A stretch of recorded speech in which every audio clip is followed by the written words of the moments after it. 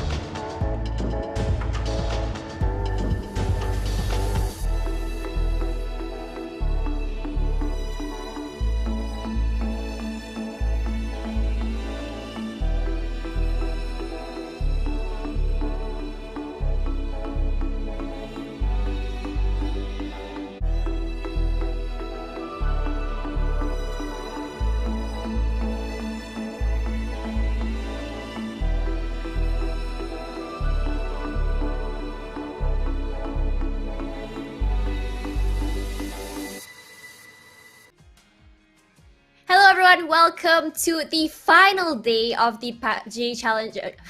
Of the PUBG Challenger Rumble. I'm your caster for today, Tash Bunny. At Maths is nowhere to be found, so for now you're gonna have to bear with me. So we've seen some really incredible plays throughout the past 6 days, 5 days actually to be exact. Sorry for my brain fart there. And I am super excited to see which 4 teams will be going to the next big PUBG tournament, which is the PUBG Continental Series happening next June with a prize pool of 230,000 US dollars. On top of that, don't forget there's also the PUBG Challenger Rumble Part 2, which will be happening in July as well. So top 6 teams from this seed will be chosen to go. So for now today, let's have a look at the teams that will be competing. We have Victim Rise, Setna Esports from the future, Bahamut Gaming, Eagle 365 Esports, Archangel Predator, Team Extraordinaire, PMA, M2G, NIAN, Tashira, Friendly Fire, DK Esports, Colony PH, Bird Boys, and 4 Samurai. Out of these teams, we have seen some incredible plays from them, and I'm really excited to see who will be coming up on top today. So for now, let's talk a little bit about the placement points. First place, Chicken Dinner, will be getting 10 points, and far behind on second place, only getting 6 points, and from 3 to 6, 6, 5, 4, 3, 2 points, 7 to 8 will have 1 point, and last but definitely not least, 9 to 16th place will get no points at all, and 1 kill will be equivalent to 1 point, which makes it more than important to find kills rather than looking for placement points, which is more of a bonus than ever. So after this, don't forget guys, we are going to be moving on to checking out the overall scoring the schedule for today. The schedule for today will be having 3 Erangel matches as well, 2 Erangel matches, as well as 3 Miramar matches. Starting from 3 p.m. will be Erangel all the way up till 4:30, where we'll be flying over to Miramar all the way till 6 p.m. And after that, we'll be finding out which teams will be representing us in Asia Pacific to go to the PUBG Continental Series happening this June. After that, we're going to move on to the next one. We're going to be talking about some highlights from yesterday. Here is a play made by Colony PH. Nice picks over there. Notices that there's another team on the side there. This is the first Chicken Dinner actually happening. Everyone's fighting outside of the circle. From the future now eliminated, and Kalps getting a kill, blowing up the car and getting a double kill there onto Nonzi as well as Bird Boy Zio. Really good kill there. Mad Dog still not done. Moving forward to annihilate Mr. Chan as well as BG Art God. Colony Kalps on the other side that's getting some kills as well. Is a 3-way kill between these teams. For now, let's look at the match 1 in Erangel. This is the Chicken Dinner moment where we have seen Colony versus PMA. So this is a really good one where there was a misplay there by Colony where they were just way too separated. PMA pushes forward and they were getting the win for the first match. For now, have a look at Team Extraordinaire. This is EDV King now getting downed by Nando from the future. From the future in this match was going crazy and just downed them ASAP. Cell here going crazy. One of Cell's better matches for sure from Hashira. Quickly getting a kill, getting a knock, moving forward very, very fearlessly. Art God here noticing this is going to be a 3-way sort of fight here where Chimoy manages to get almost a double actually onto FTF. Yep, actually he does actually get double over here. And there it is. Easy win for him just through the scopes from so far away. Brojax over here quickly getting a kill. Quickly trying to make his way, trying to drop VTR there. Drops a grenade and boom. Doesn't really hit, tries again but gets knocked there by VTR, giving Colony the Chicken Dinner. This is Bots over here. This is a really good one. Bots holding the area so well on the top side of the terrain, getting 1 kill onto a player of SE, dropping another grenade, and then boom, easy booyah, double for the sir. No, actually no, it was just 1, and the other member is actually forced to run away. Teddy on this side, noticing 4 Samurai over on the other building, not allowing them to come into the circle. 1, 2, 3, and that's 1 kill so easily. UDSC from For Samurai God, and on the other side, also notice AAP doing some work as well onto the team. Very unfortunate for them. Colony PH over here, Mamonji, so easily getting a kill onto Vandal, rushing forward after that so fearlessly. And this is match 3. Colony moving forward. I feel like Eagle 365 was just way too clumped over there. Easy double kill, and that was a chicken dinner for them. PMA's moment over here, super hilarious after Novus getting a kill. Unfortunately gets caught out by FTF and then dies right over there. This is Vexify. Just setting up so well for PMA. PMA had no chance, not noticing Vexify on the bottom side terrain. Mr. Cell going crazy over here, just trying to switch between 2 different guns, managing to get Aoki, and he cannot ride away for his life. O-Kicks as well, doing such a great play over here, shooting upwards. Grenade coming up, and unfortunately, he was caught, and he wasn't able to do much more. So match 4 over here, we have the chicken dinner moment between 4 Samurai and VTR. See how 4 Samurai manages to just completely surround VTR in here. And to Kekin, they're moving forward, and they are actually unsure where to go. And there we go, chicken dinner goes to 4 Samurai. This is a moment for Chibirit, always out there with the sick, crazy plays. But this is something really crazy here. Kekin manages to get a kill onto 2 members of Bird Boys. I don't know what happened there, but they just crashed into the wall and just decided to go, yep, we're done for today. Archangel Predators match over here. This is match 5. Evil Patrick just going crazy, trying to get the kill onto Kekin, but was stolen by Alec, and unfortunately he was eliminated thanks to that kill over there. He would have still died anyways because the car would have just run him over. Vespa Mera, they're moving forward, getting caught unfortunately by Hexagon ID. Has to reload. Instead of reloading, decides to play the Kobe, and easy kill onto Vespa Mera. One more time, have a look at that. Beautiful.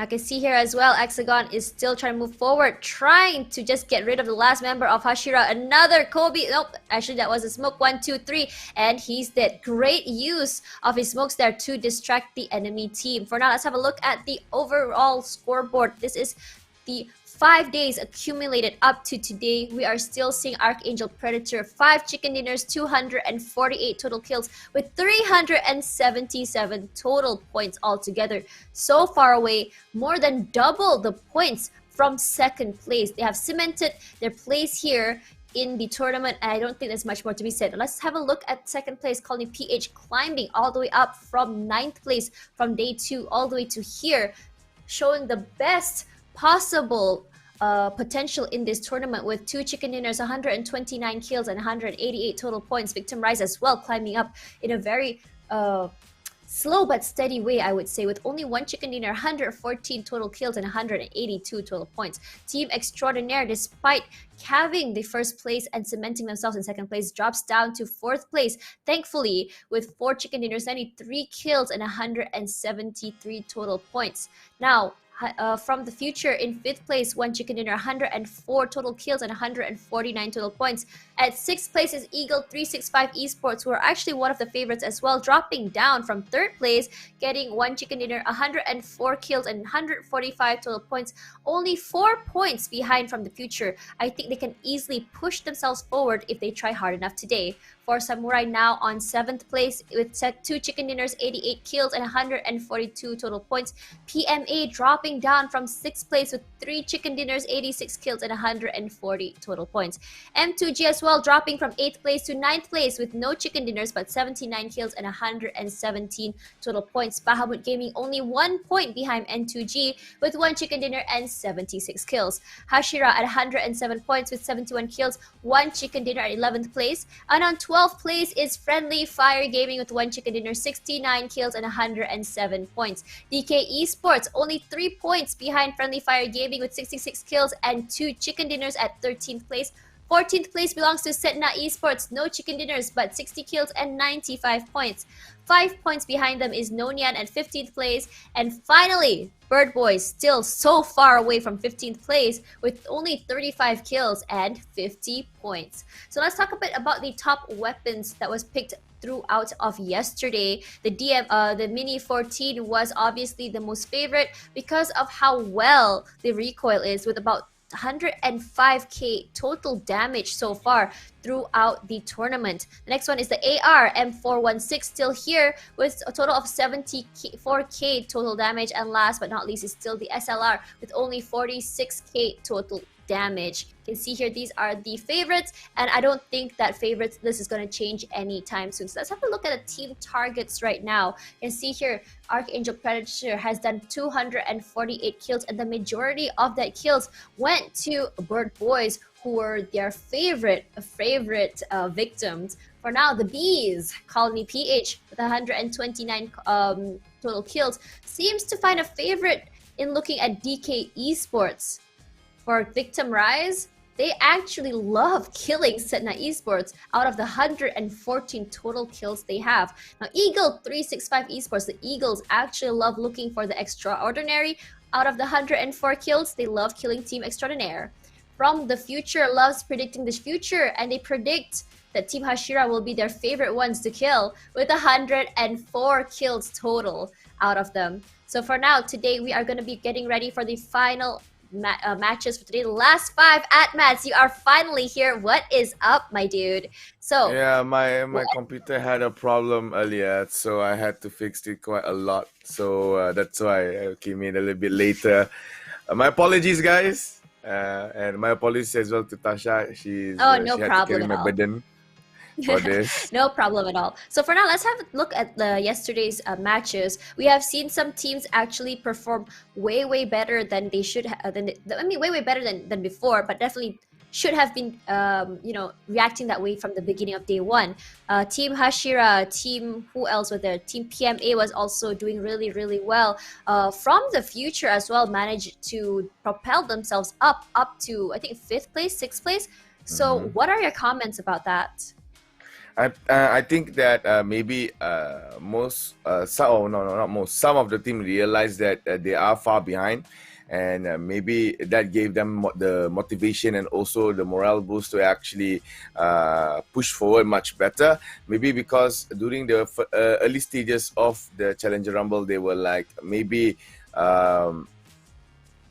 complacent about how they want to play it, because first of all, they're gonna play with someone that they might not know how they play. Maybe Archangel Predator, something like Archangel Predator that had a tournament history before. Maybe they could actually figure out this and that. However, the other teams maybe do not have much information about them, so these teams might be a little bit hesitant in terms of what kind of gameplay they want to do. However, as days goes by, they slowly identify one by one which team does this, which team does that, what team drops here, what team drops that. So with that analysis and also information, the possibility of them to actually make a very good comeback in the later stages, which is now, is most likely high.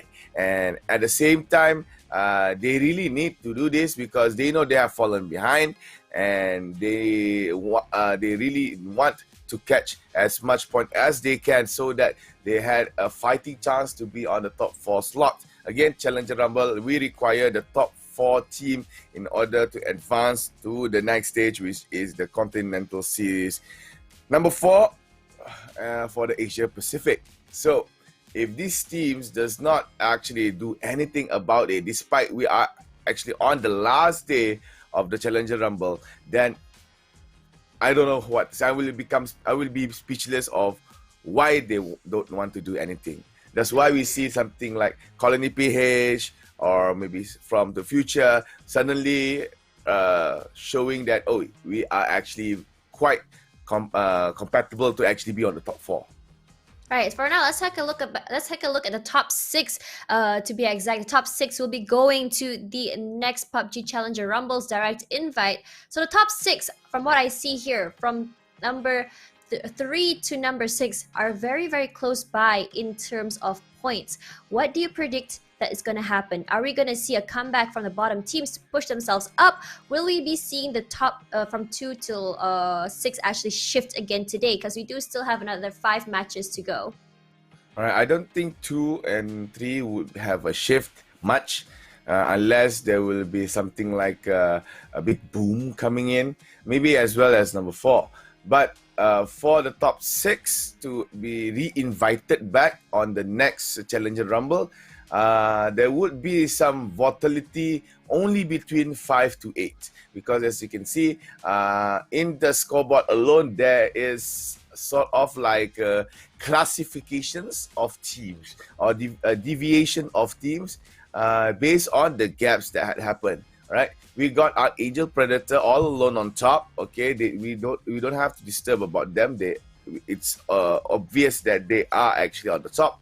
However, from number 2 till number 4, there is small gaps in between. However, between number 4 and number 5, there is quite a large gap between them. That's why we see a class of their own for number 2 to number 4. From number 5 till number 8, there are a few gaps here and there, a little bit, but between 8 and 9, there is a large gap that is present. So 5 to 8 is another class to be divided over there. From 9 until 13, there's another deviation over there with a slightly bigger gap here between 13 and 14, and 14 till 16, there is another deviation. So you can see there is like 4 different sections in the scoreboard. So if we were to talk about the top 6 to be re-invited in next Challenger Rumble, the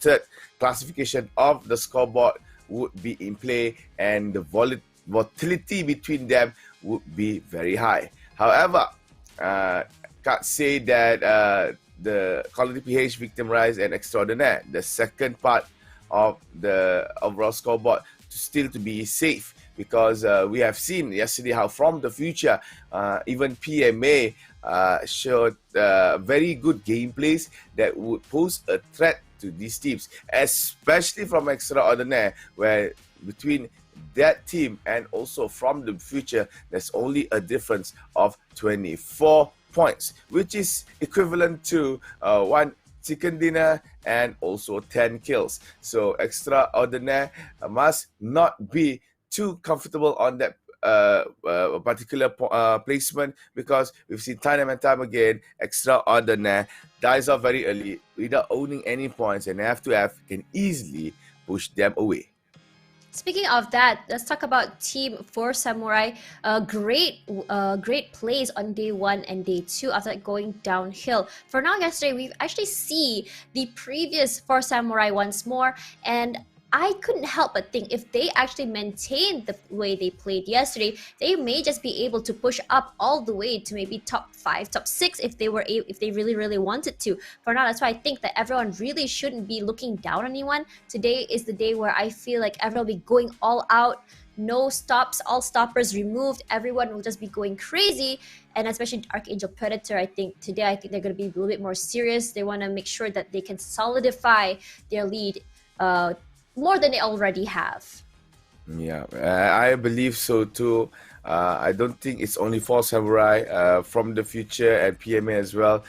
Speaking of from the future, I'm so sorry to cut you off. From the future, we have not seen them play like that at all throughout the tournament. Yes, we've seen them around, but not enough to really make an impact. It was only yesterday that the impact was really seen, to the point they pushed PMA out of the way. They also pushed M2G out of the way as well. M2G is now so far behind. They were on 8th place, very close behind. I don't know what happened there, but they're just knocked out altogether. Do you have any comments about that? Yeah, from the future, I think there's a possibility that they made a change in terms of gameplay, because previously we see from the future they played passively than ever. They play passively than what they are playing right now. So I think what they did is just change on how they approach to the enemy team.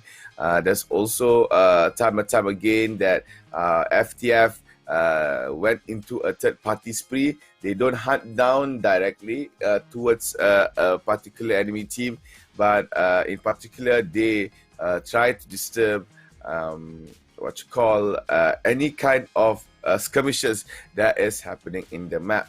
That's why you see from the future uses quite a lot of vehicle play because they really need to have high mobility, so to traverse between inside the map, so that they could find any kind of skirmishes, or maybe so that they would actually actively be moving around, so that they won't be spotted in one particular area and be labeled in that particular area for too long.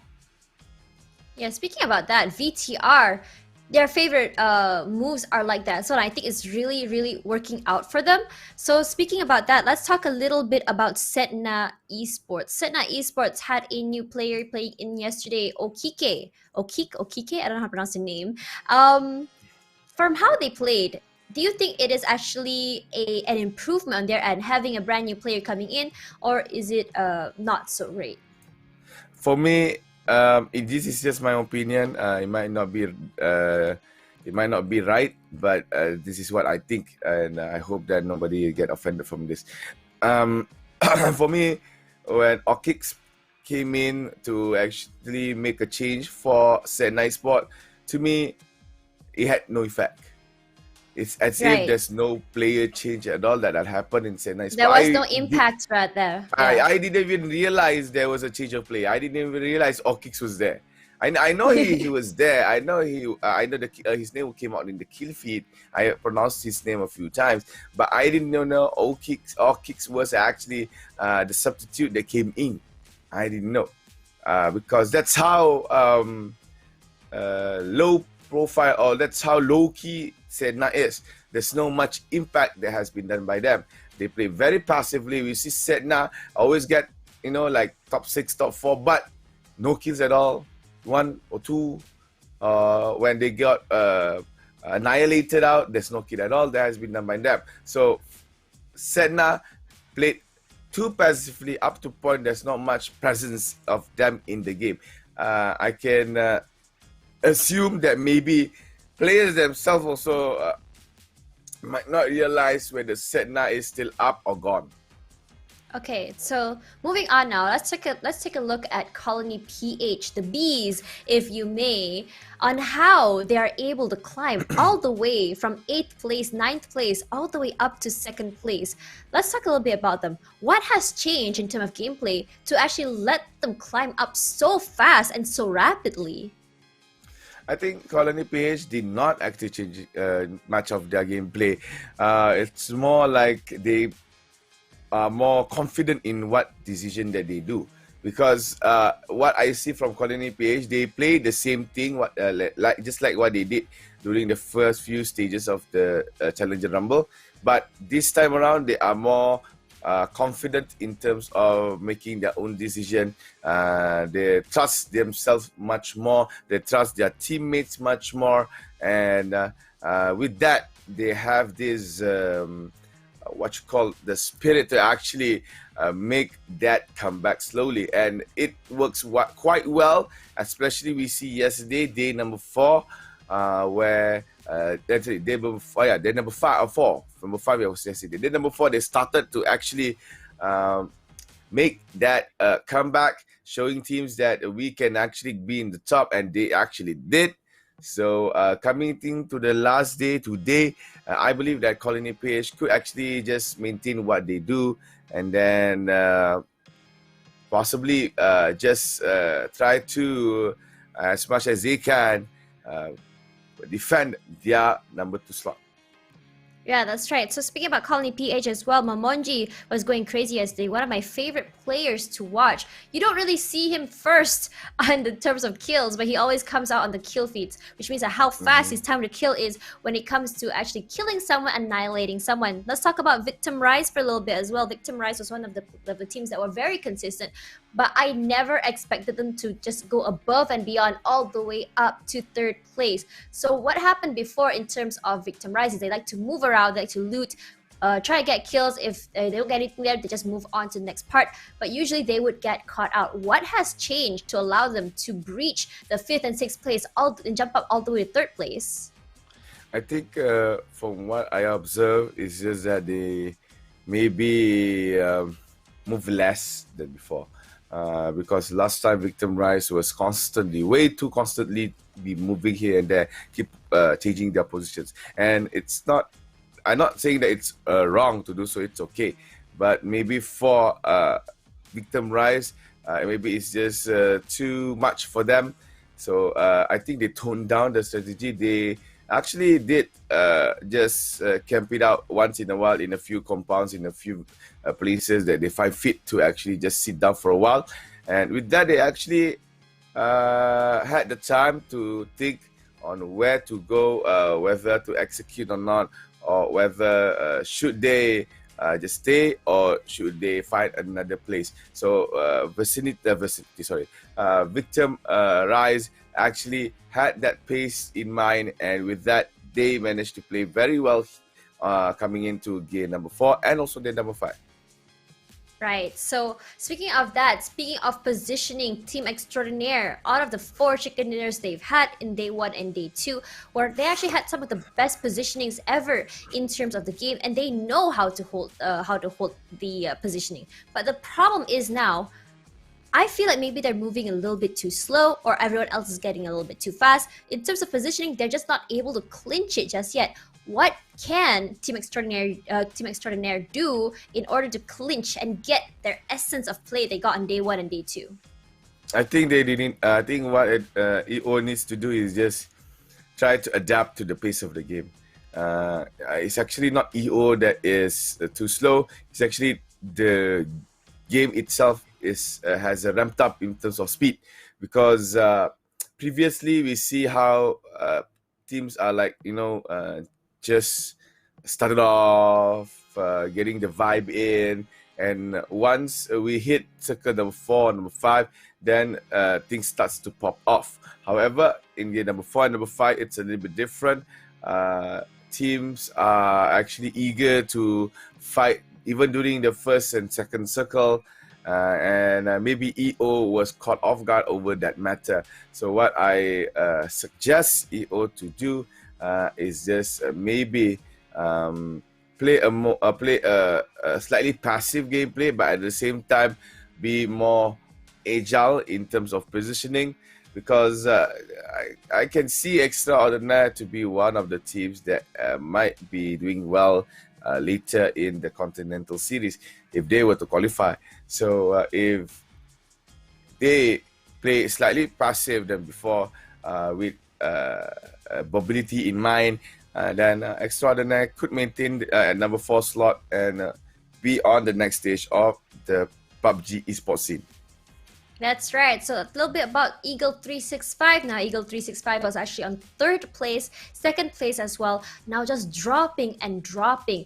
Why are they getting caught out? I noticed that Chibir, one of the more aggressive players, sometimes do decisions that may just impact his teammates. What do you think they need to change to kind of like take the games today? I think they should just do what they do, because I think it's already fine for what they have, and I think that's all I can say. They should just maintain what they do, and maybe they're gonna be okay. Right. So we have seen today, honestly weird question, but what are you expecting out of Bird Boys today? Maybe hit 70 points. I mean, we've seen some pretty questionable plays from them, especially yesterday when they hit the wall, and then one member of the team was able to just kill 2 of them at once. The way they are playing is, I feel they're trying to play the element of surprise, they're trying to play rush, but it doesn't really work out in their favor. And we've seen time and time again how if you are just not fast enough to rush in and kill people, you are just going to lose altogether. We've seen that happen to Colony, who managed to just turn the battle right around. We've seen that happen to Team Extraordinaire, where PME just hopped in and just just beat the crap out of them. So I think that they need to change the strategy, because now more than ever, players are more and more, what's the word, alert, because how people look around and look for information is also a lot more alert than in day one and day two. Yeah, I believe so too. Okay, teams like Bird Brain, who does not have Bird anything to, boys. sorry, Bird Boys, my bad, guys, sorry. Teams like Bird Boys, who do not have anything to lose, they can do whatever they want. Maybe sabotage for those who are in the top four. They could surprise the teams they are playing today. They made a few surprises yesterday, though some of it came out as a failure. But coming to the last day, I think they will make more questionable gameplays. They might either make us go wow or go eh. Right, for sure, for sure, for sure. I just really want to see what Archangel Predator has in mind today. Throughout the last two matches yesterday, I feel like their performance has dropped down quite badly, but I feel like because they're just trying something new, just trying out new ways to play, I believe, from what you said yesterday, and I actually starting to believe that now because of how differently they were actually holding on to that. But for now, let's have a look at the top fraggers from yesterday, from the last 5 days. Actually, we're still having CJ18, ALJN bots, as well as Mad Dog from Archangel Predator. Do you have any comments about the Math? I think nothing much to say for these top fraggers. It is the overall top fragger rather than per day top fragger. Yeah? So it is well deserved, especially from ALG and bots, because I think among all the members of Archangel Predator, for me is ALG and bots the one that actually Why do you came say out. that? I don't know. There's so many times we see ALGM bots either become the rusher or actually the support. Usually, actually, in Angel Predator, CJ is the guy that is brave enough to actually go to the front and, Yes. spots out the enemy. That's why CJ had the most kills. But ALGM bot is the guy that plays the mid range to close range, where he actually provides backup for CJ, and at the same time he could actually as well rush to the front and also become CJ's partner when they want to go into a place. Mad Dog is there. However, there's so many times we see Mad Dog got caught up by another Yeah, team. the thing about And Mad yeah. Dog is more of like he is trying to be a flank. He's trying to go to the other side and see if you get any picks. Sometimes it works, sometimes it doesn't. But when it doesn't, it actually costs the team so much, because then the team has to rotate and try to save him, which is so unfortunate. Yeah, that's true. So, top fraggers, nothing much to say. Yeah, they belong there. Yeah, maybe Mad Dog would be replaced soon, because I can see, I have a few names in mind that I can actually be at number 3 for our top fraggers after today. Right. Because of how because the thing is, the divide between bots as well as CJ is that he is just so far behind, about 30 kills away from the second top fragger. So you may be right, we may be seeing someone else up there. Perhaps maybe Momonji. We're not too sure. We'll have to wait and see at the end of today. But for now, let's have a little bit of predictions, because we are having two maps here on Erangel. Are we going to be seeing the Giants actually coming up today just to get their throne, or will we be seeing the lower ones actually push up today? Because for me personally, I feel like we're going to see a lot of Colony PH today, because they just want to like really clinch their spot there onto the second place. For me, I believe that teams in the median part of the scoreboard that could actually, make today's games interesting. Teams like PMA, for Samurai, also Eagle 365 would actually provide a lot of interesting moments for today. So I believe that would be the case here for today's matches. Nothing much, not much expectation from me for those who are at the lower bottom tier of the scoreboard.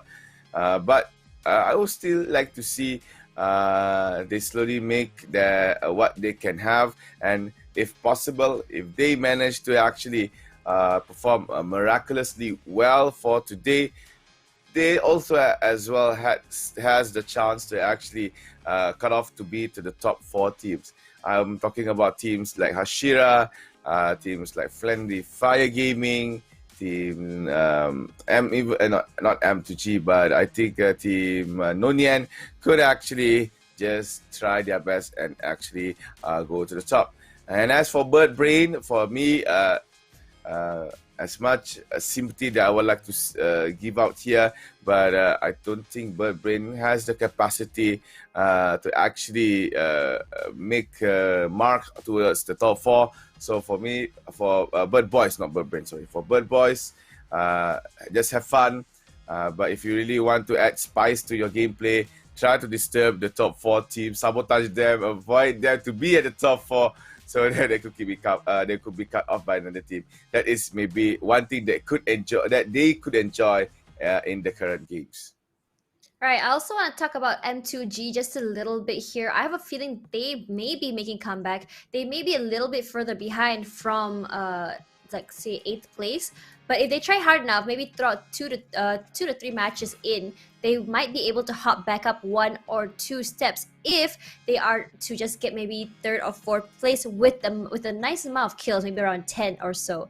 They're able to get back up there. So just to be able to make it back to the 6th place, the top 6 is already big enough as it is, because you will be able to go back to the next PCR. So for now, we are about to start a game in approximately about 9 minutes more. There was a little bit of a technical difficulty, so let's talk a little bit more about what we've seen so far in this tournament. So what we've seen so far in this tournament, the crazy Archangel Predator always getting first place despite not getting chicken dinners, and finally clinching it over on the end of the second day, and from there it was just going like full speed ahead for them. So I don't think they were just too miffed out about that. We've seen Team Extraordinaire's 4 back-to-back chicken dinners, worth mentioning. Unfortunately, after that it started going downhill for them because they were just not able to adapt to the speed of the games. We've seen teams like VTR as well as Colony PH coming out from the bottom ranks of the ladder and just slowly making their way up there. Didn't even notice they were just slowly catching up from behind.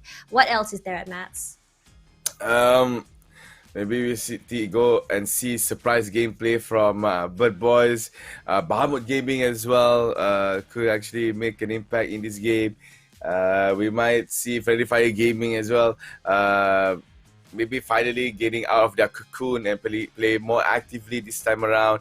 Hashira with Aisu and also Hachi, the 2 very active players from Hashira doing their thing in our map. And also all the other teams, they might want to make an impact here. Since this is the last day of the Challenger Rumble, this is the last 5 games that they are going to play. So for those who needs to have points, really need to grab as much points as they can. And for those who needs to defend their place, really need to defend it as much as they could. Because after this, we're going to see the best 4 teams to go to the PUBG Continental Series number 4 2021 for the Asia Pacific region, APAC. So that will be something to look for. It's going to happen right around mid of June.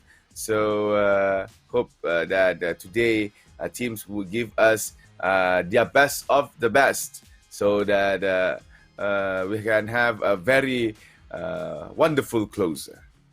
Right, for now, let's talk a little bit about the funniest moments that happened this tournament. We've seen the crash happen. I've seen 2 car crashes happening from 2 teams. One of them is Bird Boys crashing into a wall, not able to come out of the car in time, and just getting steamrolled by the enemy team. We've seen another team try their best to steamroll Team Colony PH, trying to rush into, I think it was Friendly Fire Gaming or FTF, not too sure who it was, just slamming into the wall.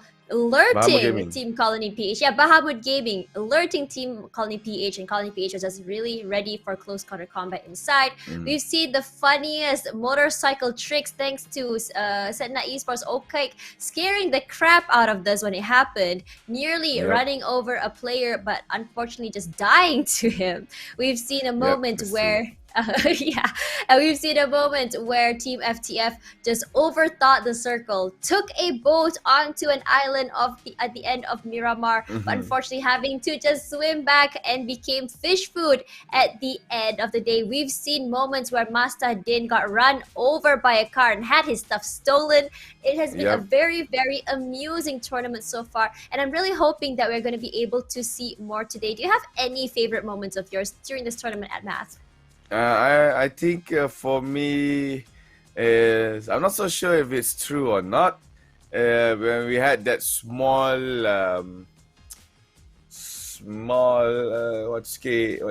display where Bird Boys was just pushing in front.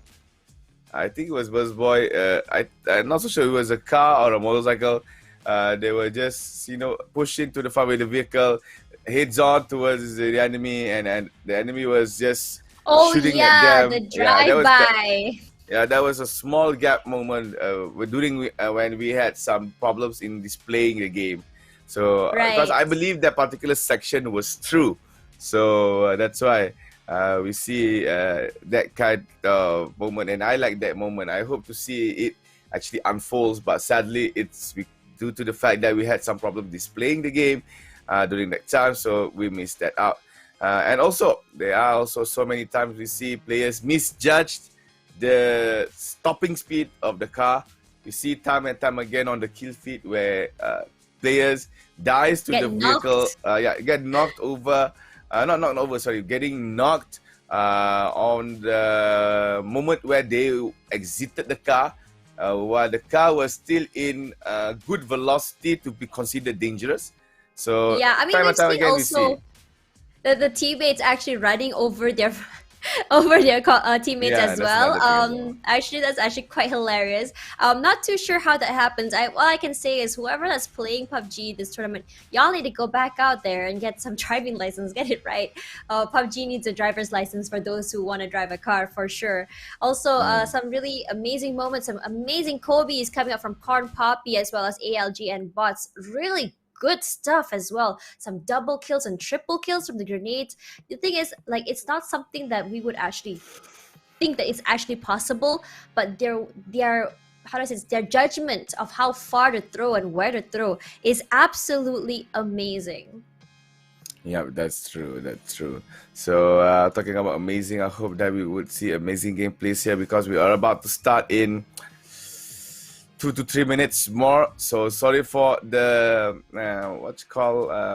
the delayed Delay. the delayed reaction towards the game because there was actually something needs to be redone in order to have a better experience for the players. All right.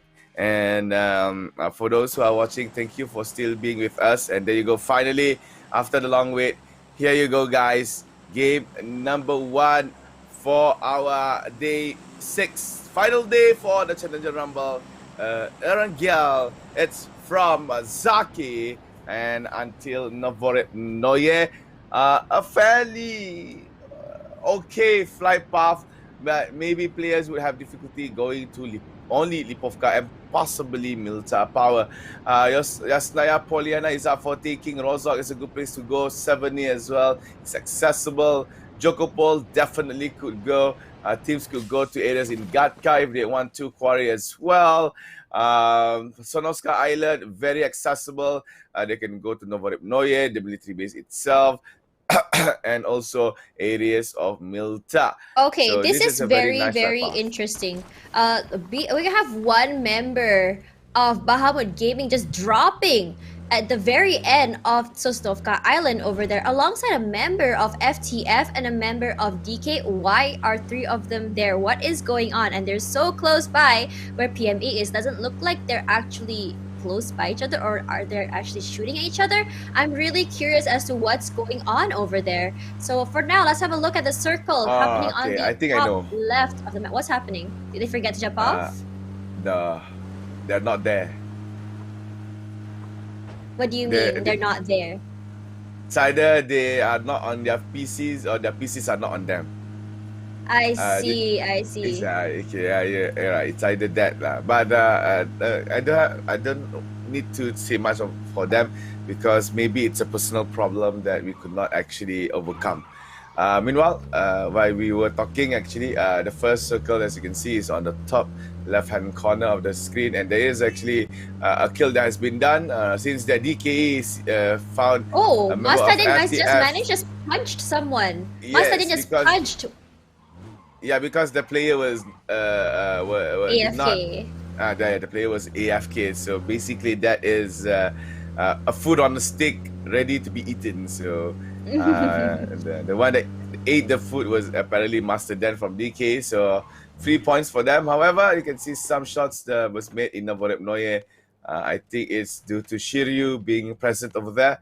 So Shiryu went away from Novorep Noye, and maybe we'll find a vehicle to actually regroup with his teams. But I Right, but think, for now, let's have a look over there. Just yeah, Master Din isn't quite alone there. My boy is also over on that side, and I think he is still yeah, quite well and alive over there. yep, So, yes, but he's able to just do something about it because his other two teammates are all the way up there near the shelter or prison, if I'm not mistaken. Can't really see over there. But for now, over right smack dab in the circle, the first one there is actually Setna Esports. So early into circle, while everyone else is still way, way far outside.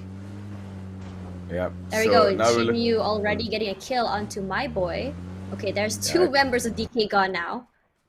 right. So DK only left with Master Dan and one more. No, didn't So Master Den already get punched earlier? Oh he no, he's still alive. he's the one punching someone else. Oh right, sorry. Yeah, Oh yeah, uh, YQQ was the one that had to go. That's right. yeah. Sorry, my FTF. bad Yeah. over there. So for now, here's Guess Shinryu on the hunt for Master Din. He knows he's over there. Will he be able to? That's a Tommy gun, isn't it? that's a DP40. Right. Yeah. So I now mean, let's have a look. Sorry. it's an okay gun. Can't say it's powerful. I mean, it's the only But thing he got. yeah, that's the only thing he could manage to find. So DP, in a sense, is a good weapon. We've seen a moment in PUBG history where DP was the meta. I believe it was the Right. Chinese team that has used DP throughout the tournament, and was used so well in the game. Ooh. And now we're looking at the PMA Donny. They came And in Hunt from gets hunted. Novorep Noye. They went to the backside. I don't know why they went to the backside of this island. Maybe they just want to check the area and found out there is a player running by and stop while trying to get the player, to their kill feed. Now you can Oh, see they're in Downey trouble now. accepting. Yep, I don't think Art and also Master Shiryu and Master Dan could sit comfortably here, especially Master Dan, who is now trapped in that small particular hut. So what Right. Master So Dan needs to I do think is they're all just alone. stay. No one Yeah. is able to come get him. If he dies, that's it. If he dies, that is the game for him. So he has to, just sit back and see how his teammates is gonna play next. Right, for now, let's have a look here. There's still KMF1 still on the hunt. Masadin in one building and Shinryu in the other. Downey and KMF1 have their eyes just pretty much trained. Oh, there's one hit there. One more hit and he would have been gone. He has to move away. And now I think he has been down, knocked thanks to KMF1 from the other side. There is nowhere he can actually run. Now KMF1 rushing up, wanting to finish what he had started. But for now, he has to be careful because Mastadin is waiting in the small little hut all the way on the other side here. So Masada really cannot go anywhere. He's The stuck guy there. is stuck. The guy is stuck. He's surrounded from all angles. It's a free kill, honestly. It's like, come and get me. It's like free food, free burger, Yeah. free fries. he really can't go anywhere else. He's He's just praying now. He's just praying, yeah. just Now like closing KMF my one. eyes. There Oh we no, go. no, Not quite no. landing. Oh, hurts himself in the process. Notice it's inside. Yeah, Oh, there we go. yeah. It's He's IMP. now gone. Yeah. It's IMP. Very It's a unfortunate. grenade. Yeah, grenade that actually gets that final kill, and then Shiryu is still now alive over there. yeah, she because the attention was towards Mazda, so Shiryu had Oof. the opportunity to actually reposition. However, now we're looking. Oh, Savior takes down Limitless, and wow, Oh look at my that! God, Friendly Xavier! Fire Gaming eliminated team DK Esports Run them then over. there. Are they? Run it, run it, Oh run it, run my it, run it, run God. it, run it over. Okay, don't run it over. That's fine. It's his own teammate. Oh wait, that's his teammate. Oh, Yeah. I thought they were gonna go forward. Never mind. But for now, Teddy getting some shots there onto a member of what I think is Hashira. Not quite landing any shots quite yet. 1, 2. Oh, that's one hit there. Getting 2 hits. They got to run. That's one hit more till his demise. Thankfully, managing to get away just fine. But Teddy, I don't think he's just done quite right. He's still trying to see if he can navigate through the terrain and see if he can get anyone else. But I don't think there's anyone else there right now. More shots there in the distance, but I'm not too sure what's happening. Gen Force shooting at something. Oh, actually, he's trying to make some way so he can actually peek out. Actually, a great strategy over here. But speaking of Victim Rise, 3rd place, and I feel like they are definitely gonna try their best to take the 2nd place spot here. I don't think they're gonna be very happy, just gonna be sticking there on 2nd place when they're not too far behind. Only 5 points or 4 points behind Colony PH to be exact. Yep, that's true. NIAN as well, despite being second last, could actually make something today. I believe that this team has a lot for us later on. Now we're looking at Eagle 365 making some shots towards, I believe it was Colony PH. Yep, Maestro was picked off from that bunch and has to, be the eyes or the cheerleader for the side of Colony. Has to actually just watch his teammates play from now on. For now, Kalbs is also gone thanks to Chiboy. On the other side of the map, they're very unlucky for them because they were moving throughout the map, got caught not only by VTR but also by Eagle 365. So you can see that players actually one by one. Another member of Alec dropping down. Sorry, Colony going down there. Chibir getting a 2nd kill for Eagle 365. 2 of them actually being Colony Esports players. You can see their Colony is actually being targeted right here. And I feel really sorry for them. A rough start for them in the first match of the day. Yeah, I think it's because, as I said, Eagle 365 right now will make that particular change that they need in order to actually maybe try to get that top 4 in. So I think Eagle 365, we've seen them playing aggressively since day 1. And I think coming to the last day, they will play a little bit more aggressive than usual.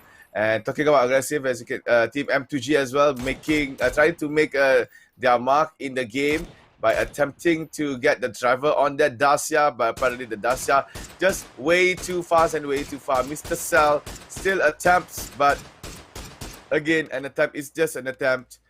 You can't say that he actually could succeed in that particular rain of bullets towards that Dacia. Okay, let's talk a little bit about M2G here. Getting knocked out of 8th place, now in 9th place, kind of far behind the 8th place member, which is Team PMA. I don't know. Okay, that's some really bad driving. I'm not going to comment on that. But for now, what are they going to do to be able to catch up? There's about 30-point gap there between 8th place and 9th place. I know they want to try their best to catch up to 6th place. I don't know if it's possible for them to keep up, for them to get all the way up to 6th place in just one go, but if they did, it will be a very, very impressive feat. So today we're not seeing Evil Patrick, but instead we're going to see Nan playing today. And for now, Nandu and No Chill getting a kill there onto 2 players of Team Extraordinaire, and Team Extraordinaire is eliminated also. Yes, this is something that From the Future really needs. The fourth, the number 4 team to be eliminated and without points. Again, we're gonna watch yet again on how Team Extraordinaire was caught out by I believe it was FTF, the team that really wants them to go out early. And there you go, look at that kill feeds. Nandu, the name came out together with No Chill, but No Chill takes all the final kills in that brawl. And not only Team Extraordinaire was dropped out early in our game, Team From the Future as well gains points from that particular situation. So Extraordinaire coming to the next game should not be. Okay, see here, Evil Patrick going crazy, and there we go. Evil Patrick, oh my god, Momonji Evil now Patrick out. So unfortunate. Okay, so if you see here, Evil Patrick, actually today Mad Dog is on the bench, actually, my bad. So you can see here, Savior Mai now getting knocked by NIAN Rizky. Oh, getting hit back, has to run for his life. Only 41 HP left. So dangerous. Cheaper just falling from the side here as well. Jexy also managing to get a kill earlier on a player whilst Team Extraordinaire was being knocked out. So it's very unfortunate for Team Extraordinaire. They're gonna have to try their best here because they're so close to Team FTF in terms of points. And I think that's the reason why FTF managed to just kill them off first, because they really want to climb up to 3rd place, 4th place right now. It's just a very, very unfortunate moment there for Team Extraordinaire. They're going to have to do something more than just do what they usually do in order to maintain their spot right now in 4th place. So speaking of that, right now, AAP still very, very healthy, just quietly low-key, just getting kills there on the feed instead of like a very bombastic kills. For now, this is FFG, and I think AAP has their sights on them, but right behind them is NIAN. It's a sandwich here.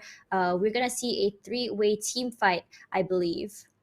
Yeah, I believe so too. NIAN, they are trying to scour between through the apartments, but however, you can see now Archangel Predator making the security gate at the bridge, and the victim is actually Bird Boys.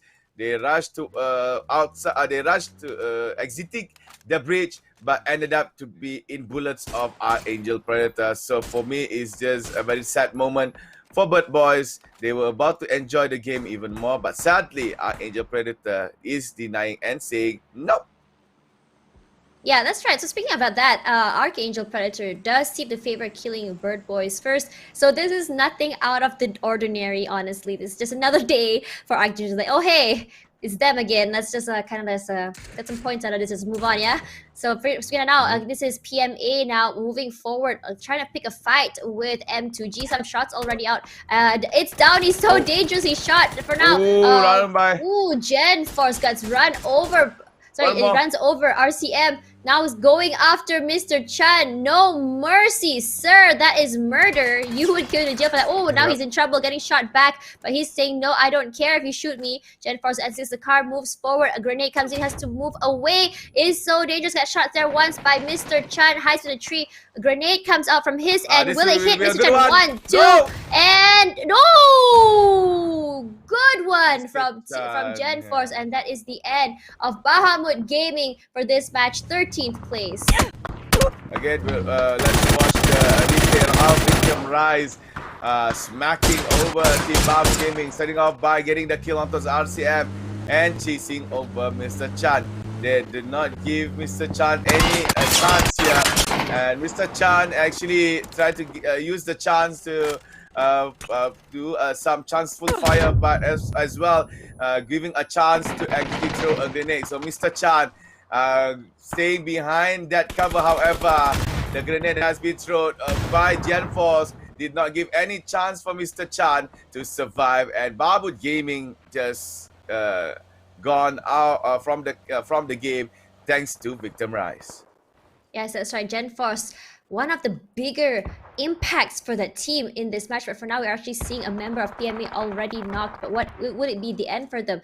Mr. Cell M2G actually trying to play it a little bit safe this time around, but looking at third party, the match over here. Meanwhile, we have Nandu already knocking Brojax, and Brojax It's actually the kill stolen by PMA. It's Downey. Must be feeling really bad there. Nandu must be pretty mad that his kill was stolen. For now, 3 members left of M2G. They're gonna have to play it really smart here, as I think that we're gonna actually be seeing another team join in on the skirmish.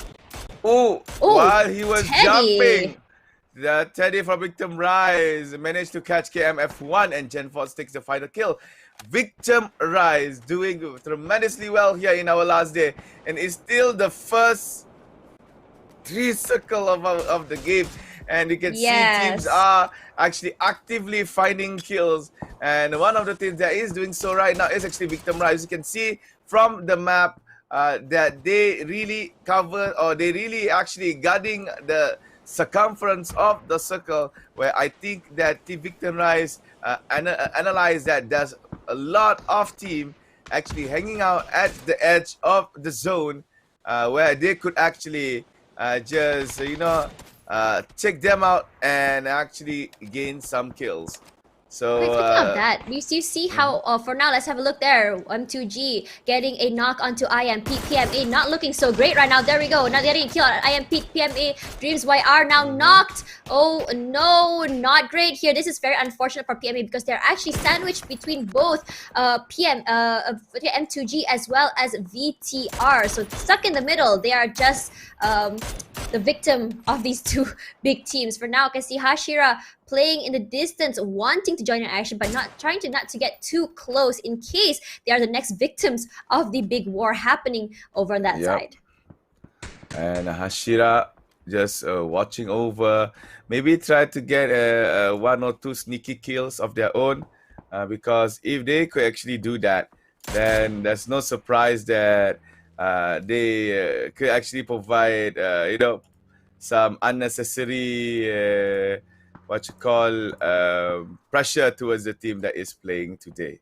So for now, Eagle Patrick getting a knock onto No Chill over there. AAP just silently getting kills for now already. Nan already has 3 kills and Evil Patrick getting 1 over here. And I can foresee that they'll be getting more from the way they're playing. They're playing a little bit quiet than usual. What do you think? I think our Angel Predator is just playing to finish off the Challenger Rumble. So if they find kills, they actually do that, just like how Evil Patrick just found FTF No Chill. So from the future actually has 1 less member. So our Angel is just chilling around, just playing a normal game of PUBG in my own opinion. Oh because my god, M2G so, however, just going crazy! Look at that! After just annihilating PMA, they move forward. They're like, you know what? We are not gonna let FTF do anything to us. They move forward and gets 2 kills. For now, Lolba gone from the match. Very unfortunate. Really want to see more from him. But for now, this is NIAN Risky trying to do something. Getting shot from the top there. Gonna have to run. Kev going, just chasing after him. And there we go. Goodbye. Risky getting knocked. Vespa Mera trying to help his teammates. Throws out some grenades. Trying to push them back. Some smokes come out.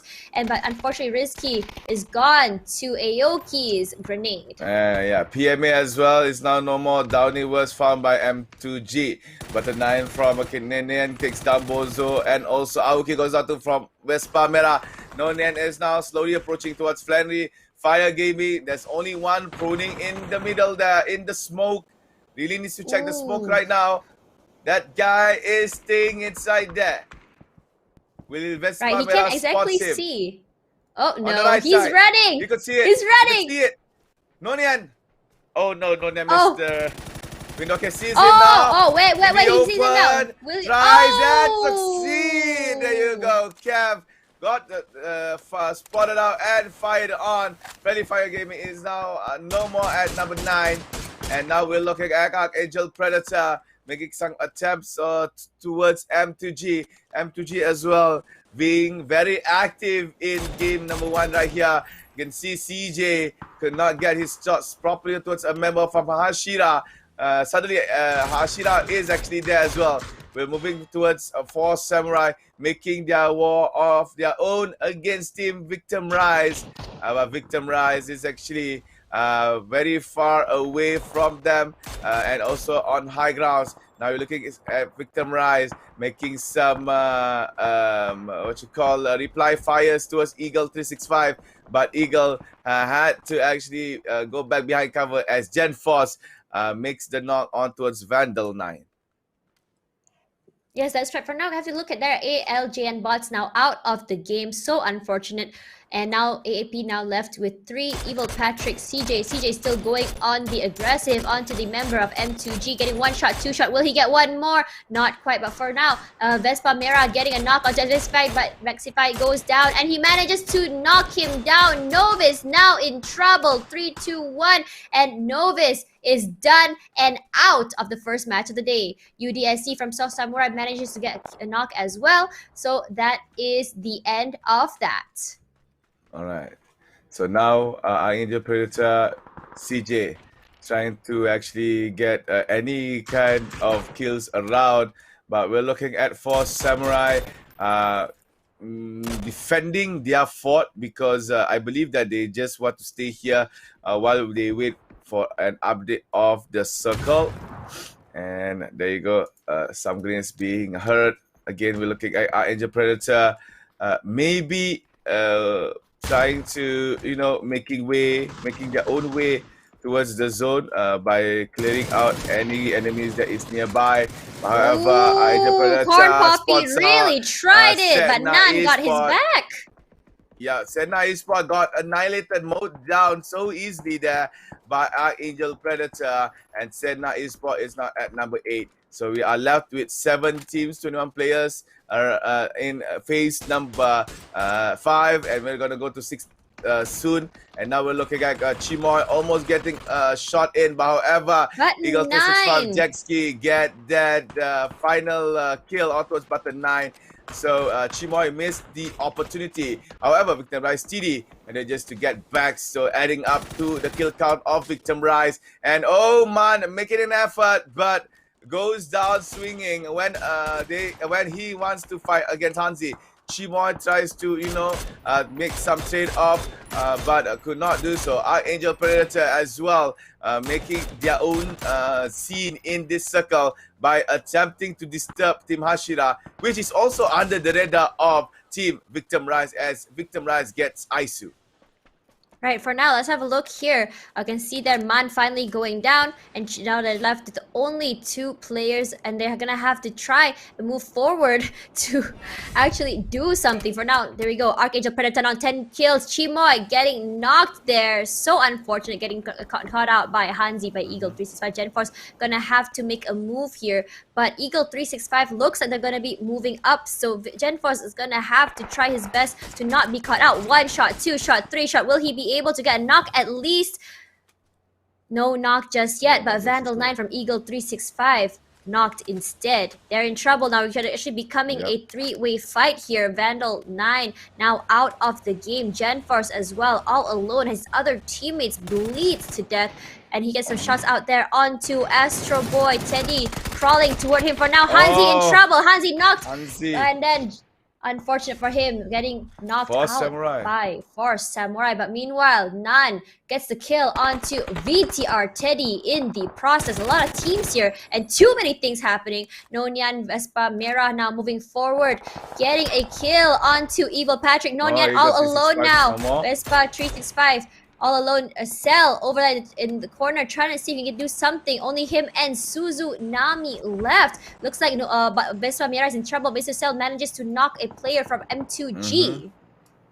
All right, so we can see multiple times where Force Samurai managed to actually take down players in our circle right here. You can see but finally Force Samurai is the one that has been eliminated from our match. So we are now at top 4 as NIAN is now no more. Ladies and gentlemen, this is the final leg of the match. You can see that there's only 4 teams. Victim Rise, Hashira, Angel Predator, and also a member from M2G. And with only 7 players still up and running, we're gonna end our game real soon. And Hashira managed to actually be in one of the buildings within the circle and making some shots safely within the buildings that they are in. And Right. meanwhile, Archangel Predator Oh, from the no. back, making some shot. Mr. Cell goes down. CJ gets the kill, and Hashira, M2G is now no more. Victim Victim Rise as Rise well also has been gone. picked up by CJ. Archangel Predator. Now it's gonna be 2v2. It's gonna be AAP versus the Double H. Which team will get the chicken dinner? And we just have to see. But as for now, Hashira is within the circle. Archangel Predator is still outside. Sodas and also painkillers will be eaten by the players, especially for the side of Archangel Predator, because they really need the speed boost. And here comes Archangel Predator running down towards the circle. Do not care to what is gonna be to them. Hashira Cell making some shots towards Nan, but Nan managed to be behind cover. Another attempt there. Nan running very low. He's still trying to avoid all the bullets, but failed from Suzunami at the back. And now it's only one guy left here for Hashira. CJ has to fight 2v1, and he is still outside of the circle. He will try the opportunity to ride the UAZ to enter the zone, reposition himself, maybe go to the backside, maybe go for a run by, but could not see members of Hashira nearby. Now he's being shot from inside of the car. CJ has no choice but to stop somewhere. A little bit more HP, manages to stop with a slither of health, and right now Hashira knows where he is. They will attempt to throw as much grenade as they can, but actually CJ is at the back, and this is something CJ is actually good for. And there you go, CJ. Nice! It's 1-on-1 now. He could actually go for the clutch. Just need one more. Suzunami throws the grenade, and CJ has no place to go. Close the door, my boy. Ooh, luckily he got in time, and no, he still dies out to the members of Hashira. There you go. Winner, chicken dinner belongs to Hashira, Hashira. Yes, that's right. With only 4 kills and 686 damage, they have really trying their best to survive as best they can in their match in order to get the 10th placement points for the chicken dinner. In terms of Archangel Predator, I feel like they had such a good game, but unfortunately lost 2 players so early. So for now, let's have a look at the highlights. This is actually a highlight coming from the side of, what was this again? It wasn't that. Yeah, there it is. So this is a highlight here from No Chill. No Chill going crazy. 1 shot, 2 shot, manages to just get a double kill there onto the players of Team Extraordinaire, effectively eliminating a 15th place. And this is another moment where the beautiful Kobe happens there. It was a grenade on grenade. Unfortunately, Bahamut Gaming was not able to defend himself, and he was gone, sending them out at 13th place. Yeah, Bahamu Gaming. It was just sad to see that Mr. Chan had to suffer that, and this is the last moments for Archangel Predator. CJ almost gets the clutch, but due to the fact that Suzunami throws a grenade, actually throws CJ a little bit off. And when he tries to go back, Suzunami actually have gone ready to receive CJ, and that's why they managed to get that chicken dinner. So, ladies and gentlemen, it is actually very nice to see that there is impact in our game here. Yes, for now, let's talk a little bit about Setna Esports. I did mention earlier that they had a change in their lineup. It's actually because Setna IGL's mother passed away yesterday. So my condolences to them, and my prayers and thoughts are with them as well in this very difficult time that they're going through right now. Yeah, and PUBG Corp as well would like to extend their deep condolences to Setna's IGL for the passing of his family member. The PUBG Corp, as well as the production team here, would like to wish that the passing was actually went through well, and hope that any matters relating towards the funeral could be done with ease as well. So again, deep condolences towards Setna's Esports IGL for the passing. Yes, that's right. So for now, we are gonna be moving to the next match later in just a little while. But for now, let's talk a little bit about match one just now. It was actually a kind of different match than usual, faster than usual. We're actually seeing kills so early as well as a very weird beginning where we saw three different players so far away from their members. FTF there was actually going crazy. Beautiful double kill by them. Glad to see that they're actually trying hard, and Colony PH was knocked out so early thanks to FTF. I feel like we're already seeing FTF trying to mark where their enemies are, trying to make sure that they're able to clinch that second place top 4 spot, trying to take it away from Colony PH if possible. Yeah. So now we're looking here at the match result. All the points that has been picked up by every team. Archangel Predator came out on top despite not having that chicken dinner, but due to the fact that they managed to get 16 kills in that match. This is one of their highest. That's one crazy. of the highest kills in a single match. I think 16 their kills most with was 22 actually points. 17. This is their second highest, but it's still very, very impressive. And look at that, so far away in terms of points compared to Hashira. So unfortunate for Hashira, despite the 10 points, only managing to get 4 kills, only puts them at 14 points. Yep, and number 3 is actually Victim Rise with 8 kills and 13 points. And number 4, M2G, 6 kills and 10 points. And number 5, NIAN, 6 kills and 9 points. Eagle 365, 7 kills and 8 points. 4 Samurai, 4 kills and 6 points at number 7. Number 8, From the Future, 4 kills and 4 points. Friendly Fire Gaming, 3 kills and 3 points. PFA, 3 kills and 3 points as well. Bahamo Gaming at number 11 and number 12, DK Esports with 1 kill each. Setna Esport acquires only 1 point in that game, and Bird Boy, Colony PH, and also Extraordinaire did not actually manage to get a single point at all. So it's very shocking to see these two big teams at the end there. These are two of the big teams, second place as well as I think 5th place, if I'm mistaken. They are all the way down there with no points at all, and they need to do something, because if they don't, they're gonna just like that lose so much points, because one game is easily about 10 to 15 points. They don't do that, other teams will overtake them so easily, and they only have 4 matches left to go today. Yep, so this will give a slight change here in the middle part of the scoreboard. So we will see what is the change that is going to happen, because game number 1 has finished. So we're going to see that right after this, because we're going to take a short break to give room for the invigilators to count the points of game number 1 into the scoreboard. The new rollout of Survivor Passes, updates to Erengel's infamous bridges, improvements to reputation, match history, and performance, and more as we dive into the Update 11.2 patch report. Welcome back, Survivors. First up this patch, we're rolling out the Survivor Pass changes we've been chatting about. Starting with 11.2, the Survivor Pass and its theme will no longer be linked to the new season. This allows us a little more freedom in what we put in the passes while not being forced into a full season duration. Our first pass is a little less serious than the lava-filled highlands of Paramo. With Survivor Pass Pajama Party, you can unlock several different nighttime looks. You'll have 4 weekly missions available, and a total of 6 challenge missions that offer free and premium rewards, along with some G-Coin. The max level of this pass is 50, and like before, you can grab level up packs separately or as part of special bundles that include the pass itself. Pajama Party only runs for 6 weeks, so don't sleep on this one. Next up, Erengel's infamous bridge to Sosnovka Island is getting a small rework.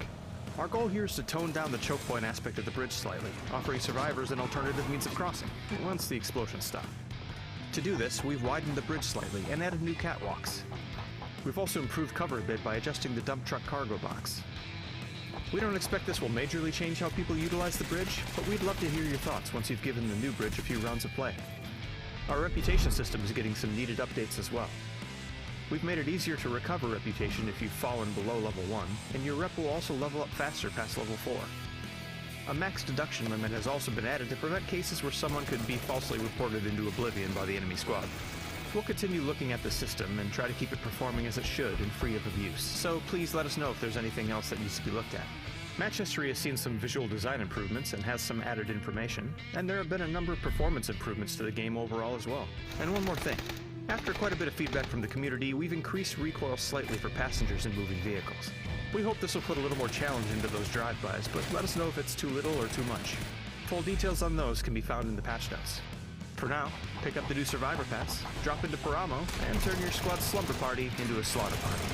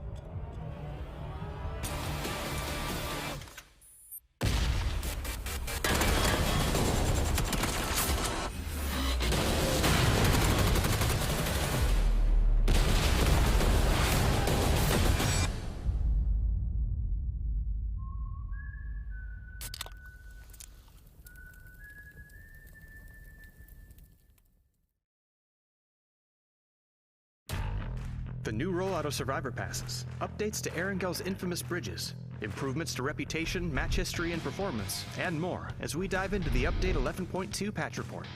Welcome back, Survivors. First up this patch, we're rolling out the Survivor Pass changes we've been chatting about. Starting with 11.2, the Survivor Pass and its theme will no longer be linked to the new season. This allows us a little more freedom in what we put in the passes while not being forced into a full season duration. Our first pass is a little less serious than the lava-filled highlands of Paramo. With Survivor Pass Pajama Party, you can unlock several different nighttime looks. You'll have 4 weekly missions available, and a total of 6 challenge missions that offer free and premium rewards, along with some G-Coin. The max level of this pass is 50, and like before, you can grab level up packs separately or as part of special bundles that include the pass itself. Pajama Party only runs for 6 weeks, so don't sleep on this one. Next up, Erengel's infamous bridge to Sosnovka Island is getting a small rework. Our goal here is to tone down the choke point aspect of the bridge slightly, offering survivors an alternative means of crossing, once the explosions stop. To do this, we've widened the bridge slightly and added new catwalks. We've also improved cover a bit by adjusting the dump truck cargo box. We don't expect this will majorly change how... Hey, what's going on, everyone? Welcome back to the PUBG Challenger Rumble 2021. I'm your caster for today, Tash Bunny, alongside the super hype at Math. And this we are going to game number 3. So we've seen how game number 1 we had a very good opener. We see teams like Extraordinaire being dropped early, and with that we could see some slight changes in the table soon enough. So for now, you can see there is no changes at all, maybe some at the back of the tables. Our Ancient Predator still on top with 399 points, almost reaching the 400 mark. Number 2 is Victim Rise with 195. The Colony is at number 3 with 188. Extraordinaire with 173 at number 4. Number 5 is Eagle 665 with 153. Number 6 is From the Future, same number of points as well, 153. So From the Future has that chance to actually cut off 365 and could possibly actually go against Extraordinaire. Number 7, Force Samurai with 148 points. Number 8, PMA with 143. Number 9, M2G with 125. Number 10, Hashira with 121. That is the climb that has been done by the Filipino team after having their chicken dinner in game number 1 previously. Number 11, Bahamut Gaming with 116. Friendly Fire Gaming with 108 at number 12. DK Esports at number 13 with 105. NIAN at number 14 with 99, Sedna at number 15 with 94. Still condolences towards the IGL's passing, family members passing. And also Bird Boys nestling very well on last place with 50 points. Yes, that's right. So for now, let's just have a look at what we're going to expect later on Game 2. Still going to be on the Erangel map, but we're going to see a highly kicked out matches, I think, from all teams. Really disappointed in some teams here in Game 1, especially from the performance of Colony PH. They were super unlucky, 2 gone first and not too long, another 2 joining them. It seems very interesting this time around how a lot of teams are actually bunched up together already in a 3-way, 4-way fight only in the second ring. I was expecting it to happen toward the end, but no, it was actually happening quite early. So I think that a lot of teams, especially teams like Extraordinaire, needs to actually just kick it up a notch and just be able to expect the unexpected early, because it's not going to be a slow-paced game. It's not like playing pubs. It's just a different whole new beast altogether when it comes to this tournament. Yeah, because teams, they are not just, your usual pub teams that you find in the game. No, this is the best of the best coming in from the APAC region, and you can't actually turn a blind eye to any one of the players here because they could simply overwhelm you while you are sitting comfortably in your prowess. So coming into game number 2, I believe that the same pace of game would actually still exist, and we would see early skirmishes coming in from the teams. We could see teams going out from the first and second circle. So I believe as well the game will be completed much earlier than we used to actually see, and maybe much more aggressions coming in from the teams that are within the median of the scoreboard. I feel like a lot of teams are playing very aggressively. We're not really seeing a waiting game anymore. People are actively going out looking for kills. We're actually seeing wars happening so early.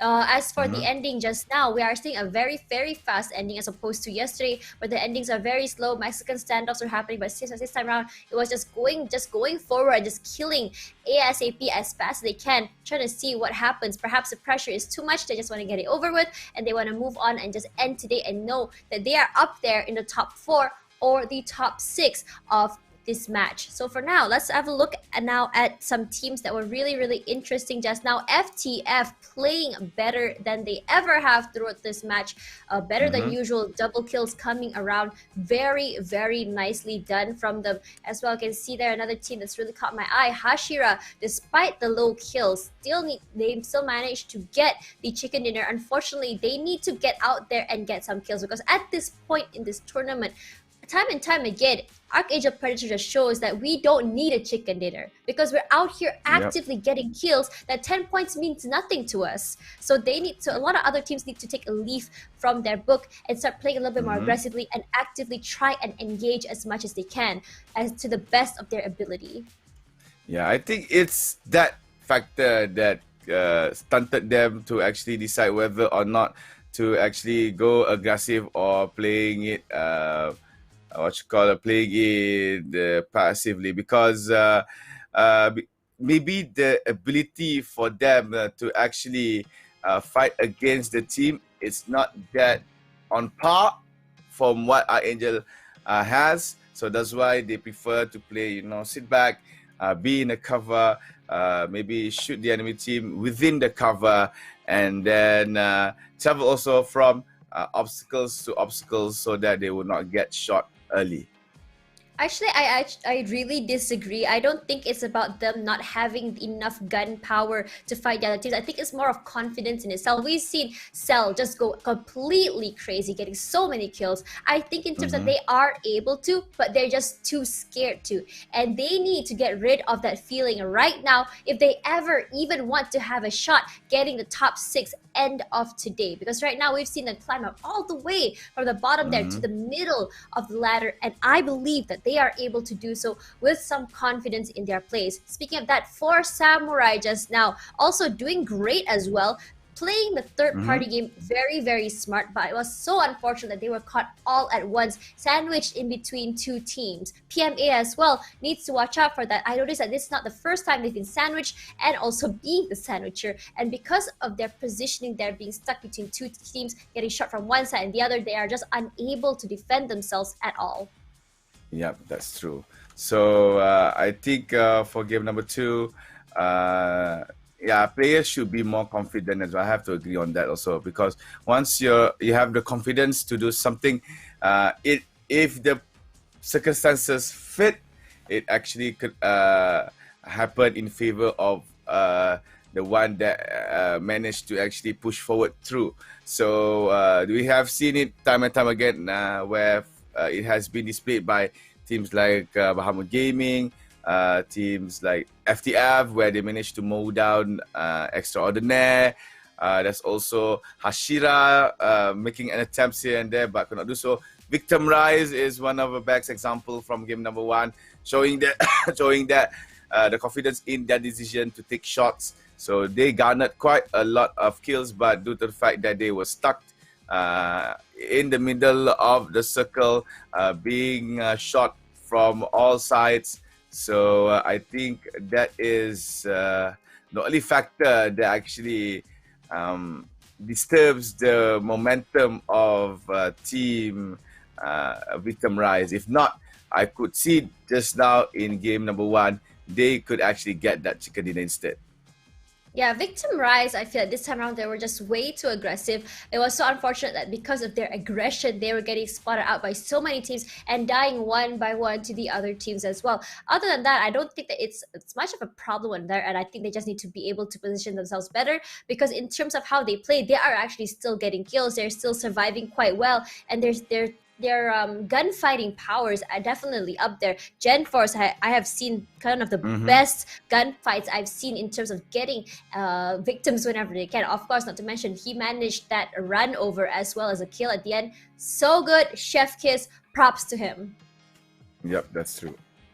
And Gen Force is actually the best player in Team Victim Rise. So that's why he made so many headlines for the team, getting that particular kills, GenForce making that particular gameplay. However, GenForce as well made some doo-doos of his own, where he got caught while he was flanking, or in 1v1 standoff. He's the one that is in the losing end, and so that's why GenForce time and time again we see very actively present in our Challenger Rumble.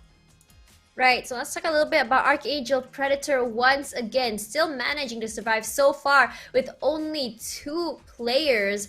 And it's just so crazy how they don't have to worry at all, because throughout that match, I actually just said to you guys that it was actually very, very quiet on their side, but I was actually wrong. Behind the scenes, they were just quietly sniping and going behind and getting kills that we actually did not notice on the feed, because they were just that much of an impact behind the scenes. They were not going to look for all-out wars. They're just looking to see if they get killed from behind, third-partying, sneaking. I feel like this is a brand new way of them fighting, because usually from what we've seen on the previous days, last weekend to be exact, how they played was more rushing in together, getting a kill, moving on, and just annihilating teams one by one. But clearly they have changed up their strategy to fit how this new way that everyone is playing right now, which is third party in 2 to 3 fights at once, and I don't think they want to be caught in that. I don't think as well.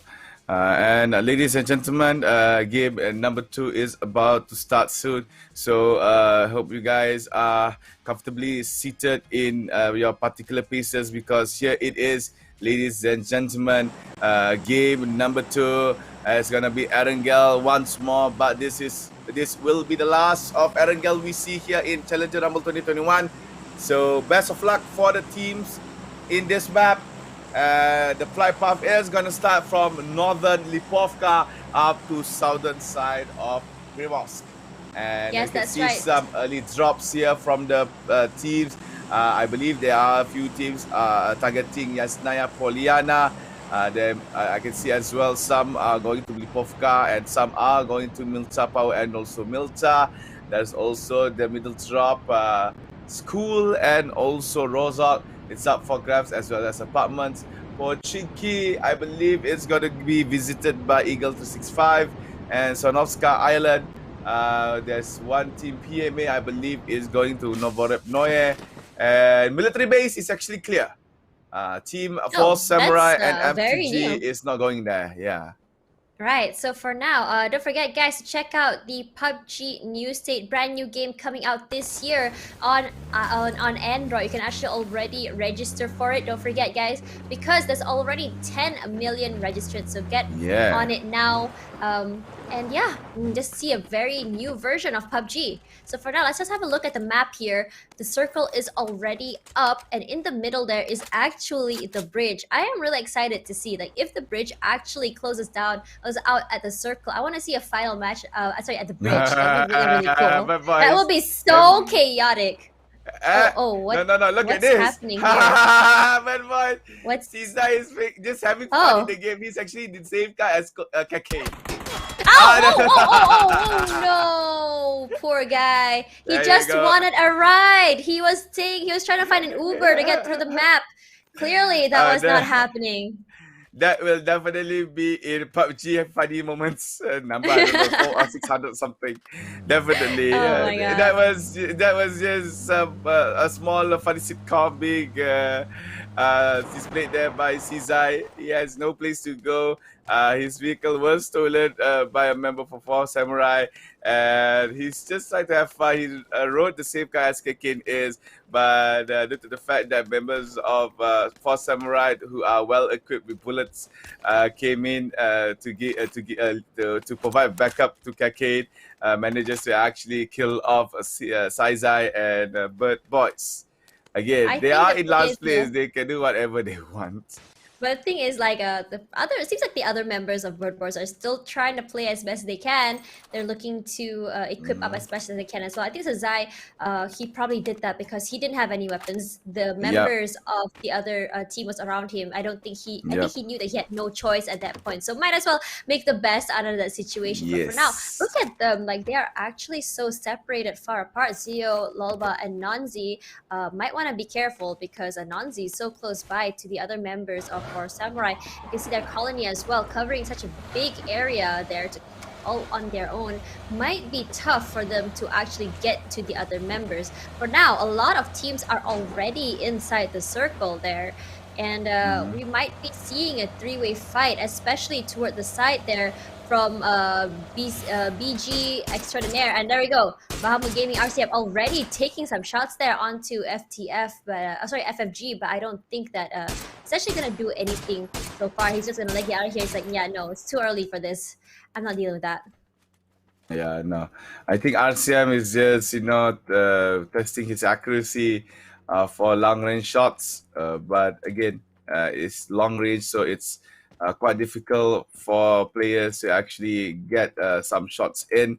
So RCM just testing whether or not he has the capability to do so, and it shows there on our stream.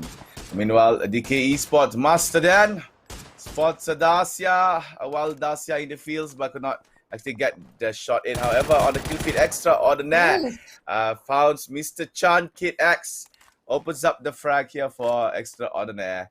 1 kill for EO, and Mr. Chan again being caught off. Yes, that's right. I feel like Team Extraordinaire here wants to play a lot better than usual after the letdown just now in last game with 0 points that they got here. Kid X playing very, very aggressively, but now he's gonna have to leg it out of here because it seems like the rest of BG is coming by. So now he's gonna meet up with Daniel, and let's see if they actually decide to finish off the rest of Bahamut Gaming. So you get that Kid X, one of the more aggressive players here in Team Extraordinaire compared to the rest, and I'm really eager to see how many kills he's going to manage to rake in today. So this Art God repositioning himself because he actually sees that RCM is actually shooting up toward members of what I believe is Friendly Fire Gaming. There we go, 1 shot, 2 shot, but I don't think it's going to hit anything else. Art God looking to get in on the chase, gets on his car, vroom vroom, let the triggers, let's go. Chasing after them, but not quite hitting anything just yet. Art God Art going super aggressive in the game. Limitless also joining on the fight, getting some shots into Art God, not quite doing any damage. It looks like Corn Poppy so low. He's gonna try to kill it. Yes, DK Limitless managed to get the knock, and my boy finishes it off. So unfortunate for Art God, who has been chasing for quite some time now.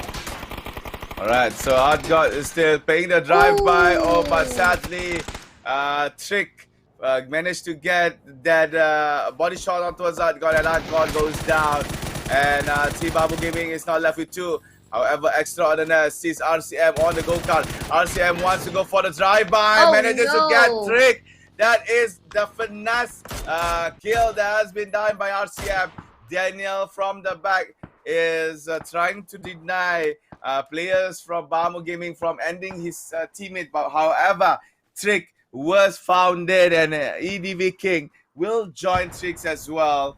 So Daniel and also Kid X left here in Team Extraordinaire, and Daniel haven't moved on from what Bamu Gaming has done to his teams. And at the same time, he actually avoids a player coming for to engage towards Bamu Gaming. So that is a very counterintuitive decision that has been done by Daniel. But Daniel now spots Shirio easy pickings, and Bahamut Gaming is the first team to be eliminated, and they were annihilated by Team Extraordinaire. They're now Daniel now in trouble, getting shot by my boy. He has to actually run away because now the only Extraordinaire only has 2 players left, losing Trick and EDV King in the process of trying to get the kill there onto Bahamut Gaming. I don't know if it is worth it or not, considering that it's so early in the game and surviving with only 2 members can prove quite hard there for Team Extraordinaire, and they are gonna have to do what they can here. But now Zio in trouble, getting shot out by Colony. Maestro just crawling for his life here. Maestro is not letting anything happen there. Lolba is the next victim from Colony PH. Colony PH clearly not happy from what happened earlier. Now Ally going crazy, getting the last member of Bird Boys. Not happening. Nanzi knocking him down. Momonji unhappy, say, okay, you know what, that's not gonna happen, we're gonna have to shoot you down. Momonji gonna have to try and chase, and yes, gets him. There we go. Bird Boys now eliminated at 15th place. Yep, and Colony Page did not lose any members. Kalbi as is currently being revived, and Momonji will revive Alec as well under the smoke behind the UAZ. Meanwhile, from far range, you can see 4 Samurai is awaiting Team Colony Page to be out in the open because they are eager to make some shots in. UDSC making an attempt towards Team Colony Page inside the smoke, but UD could not actually get his bullets in over there. Meanwhile, Team Colony Page, they are actually slowly trying to flee from the area, but it is proven hard as 4 Samurai managed to make a lock on to that team. Meanwhile, you can see Momonji manages to get towards the side. He was spotted by a member from 4 Samurai. But again, Momonji, he drove away from 4 Samurai, and 4 Samurai could not actually get him. Yeah, for now, let's have a look at Archangel. Predator still very healthy here. The favorites to actually win this tournament.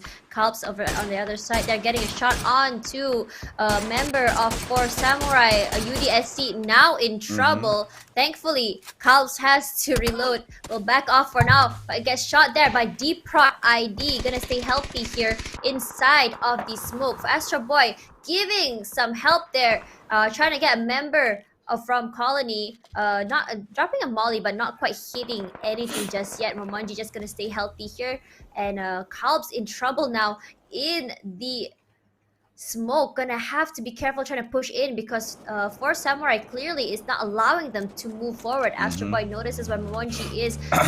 Throws another grenade up. Momonji is gonna leg it out of there, not dealing with that. And Astro Boy on the chase, shooting after Momonji, not quite landing his shots. He's just way too far away from now. Yep, so 4 Samurai again. They look like they are the kind of team that locks down the other team. Once they spot one, they're just gonna watch them over and never let them go. That is the current sentiment that I see for the side of Four Samurai. Meanwhile, we're looking at DK Esports. They attempted here and there, but could not do much. However, Archangel Predator spots out VTR Gen Force. So Victim Rise, best player, was killed there by Archangel Predator. And Victim Rise with one less member. The firepower coming out from that team will be lowered significantly. And that was a very big pickup there done by Archangel Predator. Yes, that's right. So for now, the rest of VTR is gonna have to be careful. For now, Hansi gets a shot there onto a member of Friendly Fire Gaming. Gets one shot there, two shots. Manages to stay alive. Sorry, not Friendly Fire. It's actually Setna Esports. 1-2 shots there. Don't think he's gonna get them quite yet. It's just way too far away, and his other members actually shooting back. He's actually gonna be just fine if something were to happen. For now, there is this Eagle 365 here, now still with 0 kills, trying to join in on that fight, noticing that Sedna Esports over there as well. Sedna Esports now sandwich using AAP as well as Eagle 365. Gonna have to be careful. These two teams are actually two of the scariest teams this tournament, and they might want to be careful just now. And see there, Sedna Esports trying to shoot back, but as soon as he peeks, a shot just comes out, and he's gonna be in so much trouble. Yep. So Hansi just holding his position and not allowing Sedna Esports to actually move forward. And Hansi again, SLR in hand, making attempts to the windows of the mushroom house. Well, from the back, Daniel here's a card. This is from Team Extraordinaire, making some shots. That is Team NIAN. However, he doesn't get it. However, speaking of NIAN, button 9 was spotted by none. So NIAN has one less member that has been picked up by our Archangel Predator. So AAP have gotten 2 kills here, and TD spots KNN NIAN arriving to the same area as they are now residing in, and TD it's time to decide whether here we go. There we go. 1, 2, 3. Almost getting him. Go. Grenade being thrown towards the member of NIAN. Oh, so close. But TD was shot from the back and also from the top. TD could not go anywhere. He was surrounded by Team NIAN. And TD will be killed, and NIAN gets their first kill of the game towards the Team Victim Rise.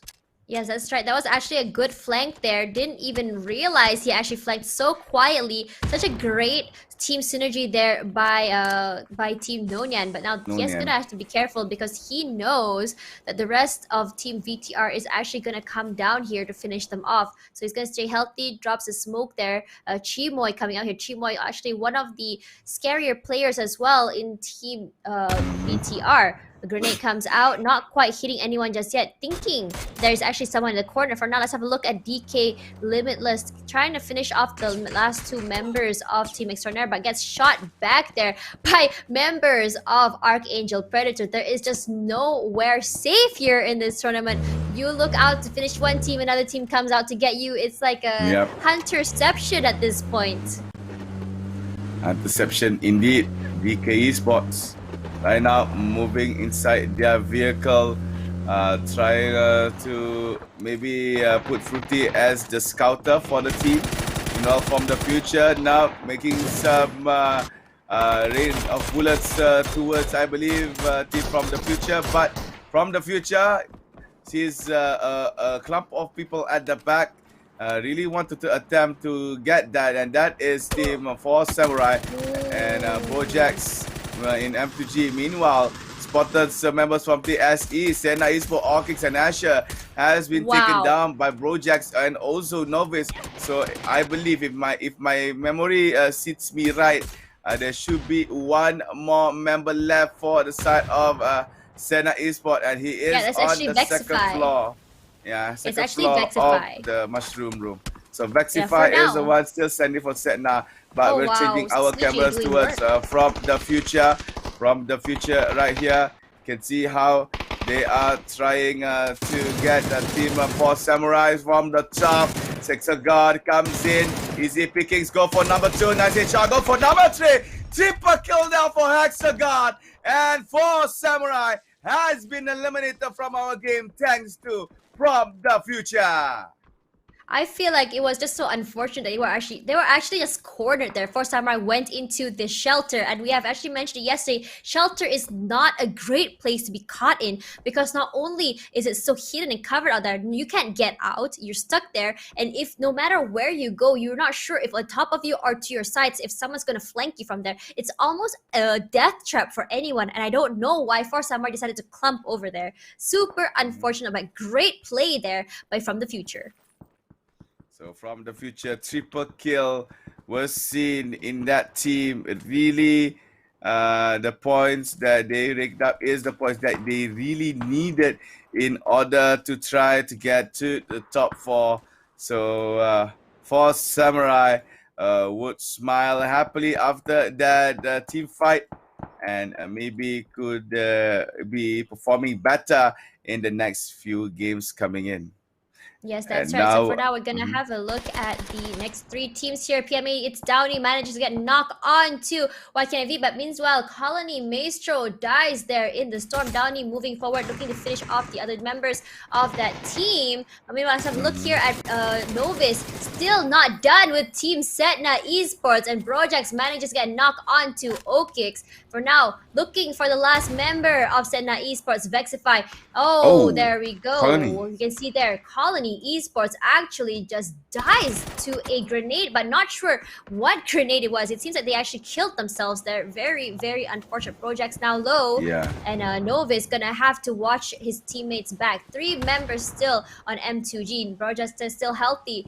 And they know PMA is right in front of them, and Setna's other members are on to the right. So for now, Project's gonna FFG actually. Vexify now all alone, if I'm not mistaken. Yep. Yes, he is actually all alone, and Mr. Cell scouting from the inside of the building, providing some cover if his teammates need any. FFG now pushing forward. I'm pretty sure, yes, Mr. Cell takes a shot on 1-2. Gets 2 shots, 1/3 of his life now gone.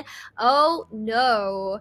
And for now, they're gonna have to flank a little bit, and I think Mr. Second already anticipate this. Kev now in trouble, runs away, getting shot there by M2G Brojax.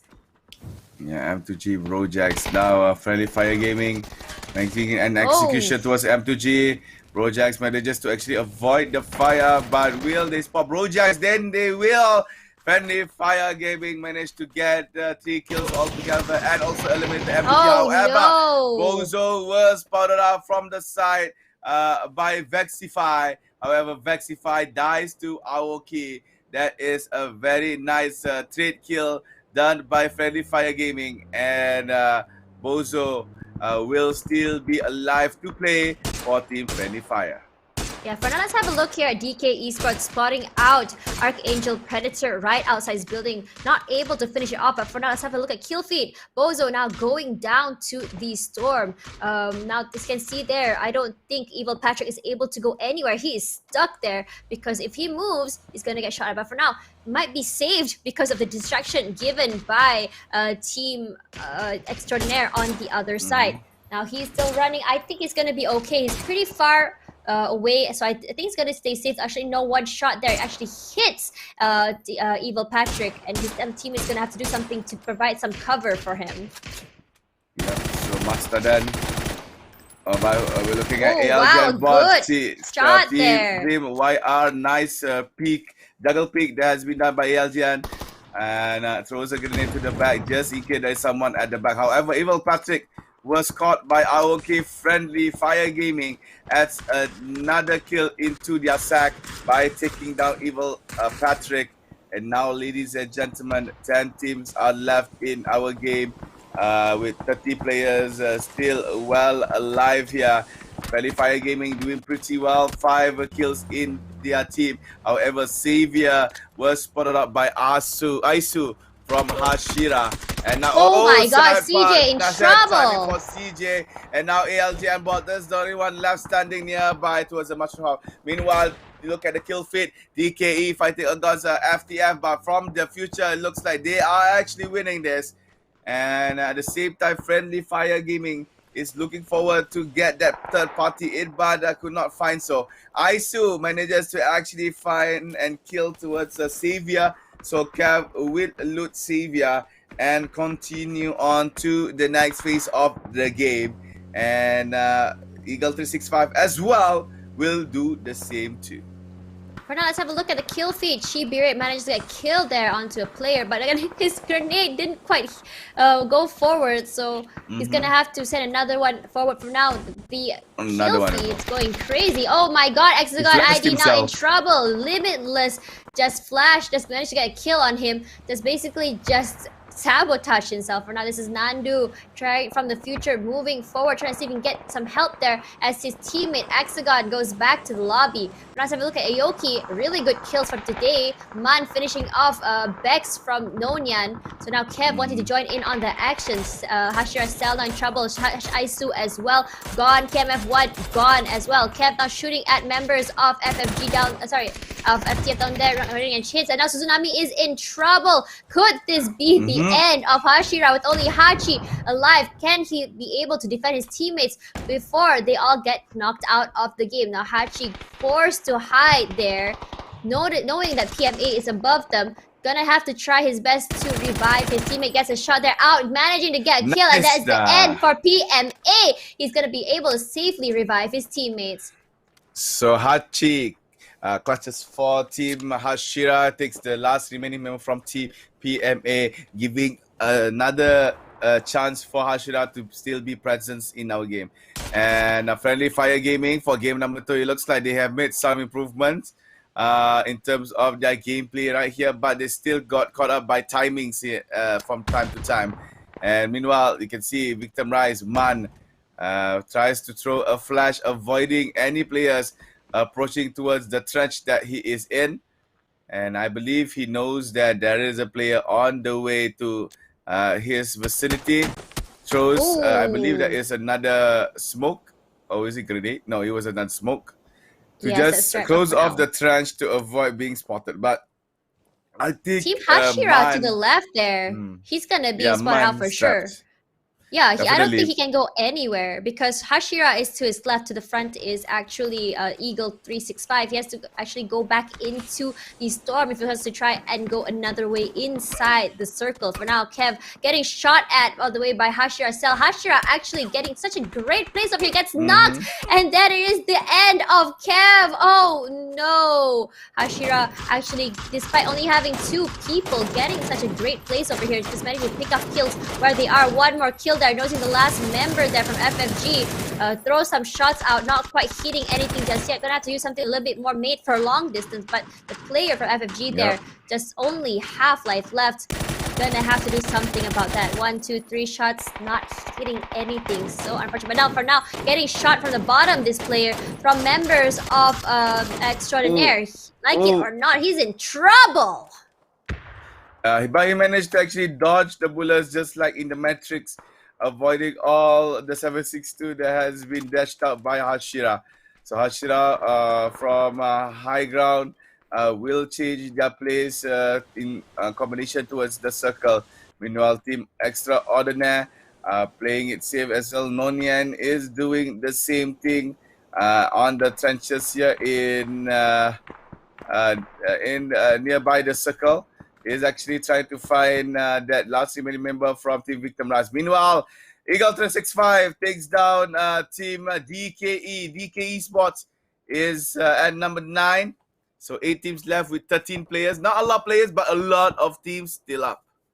Yeah, that's right. So for now, look at how VTR man here is actually stuck, and Rizky is just like, he just has his eyes on him. He just doesn't want to stop. He is actually hunting and skulking. There we go. He actually sees him. Will he take the shot? Will be a hit shot. 1, 2, 3. It's man going down. There we go. Vespa Mera. Beautiful shot. His patience has been rewarded with a kill. All right. So 7 teams left. NIAN playing it safe in the trench here, not going to go out because this is actually a very good place for them to just camp in. Meanwhile, Eagle 365, as usual, playing in the open, trying to spot out enemy teams. Jeski spots out Rizky coming out from the trench.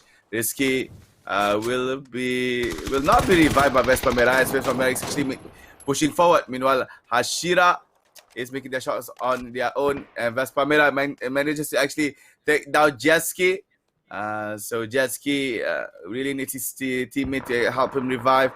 Risky is now no more, and Vespamera was mowed down by Vandal 9, and NIAN is at number 7. So 6 teams left. You can see Eagle 365 gets 5 kills. Team from the future, Nandu, playing a solo squad right here. Trying to bring as much placement point as he could. Sees a member from Eagle 365 right in front of him. That is actually Hanzi. Hanzi pushing forward.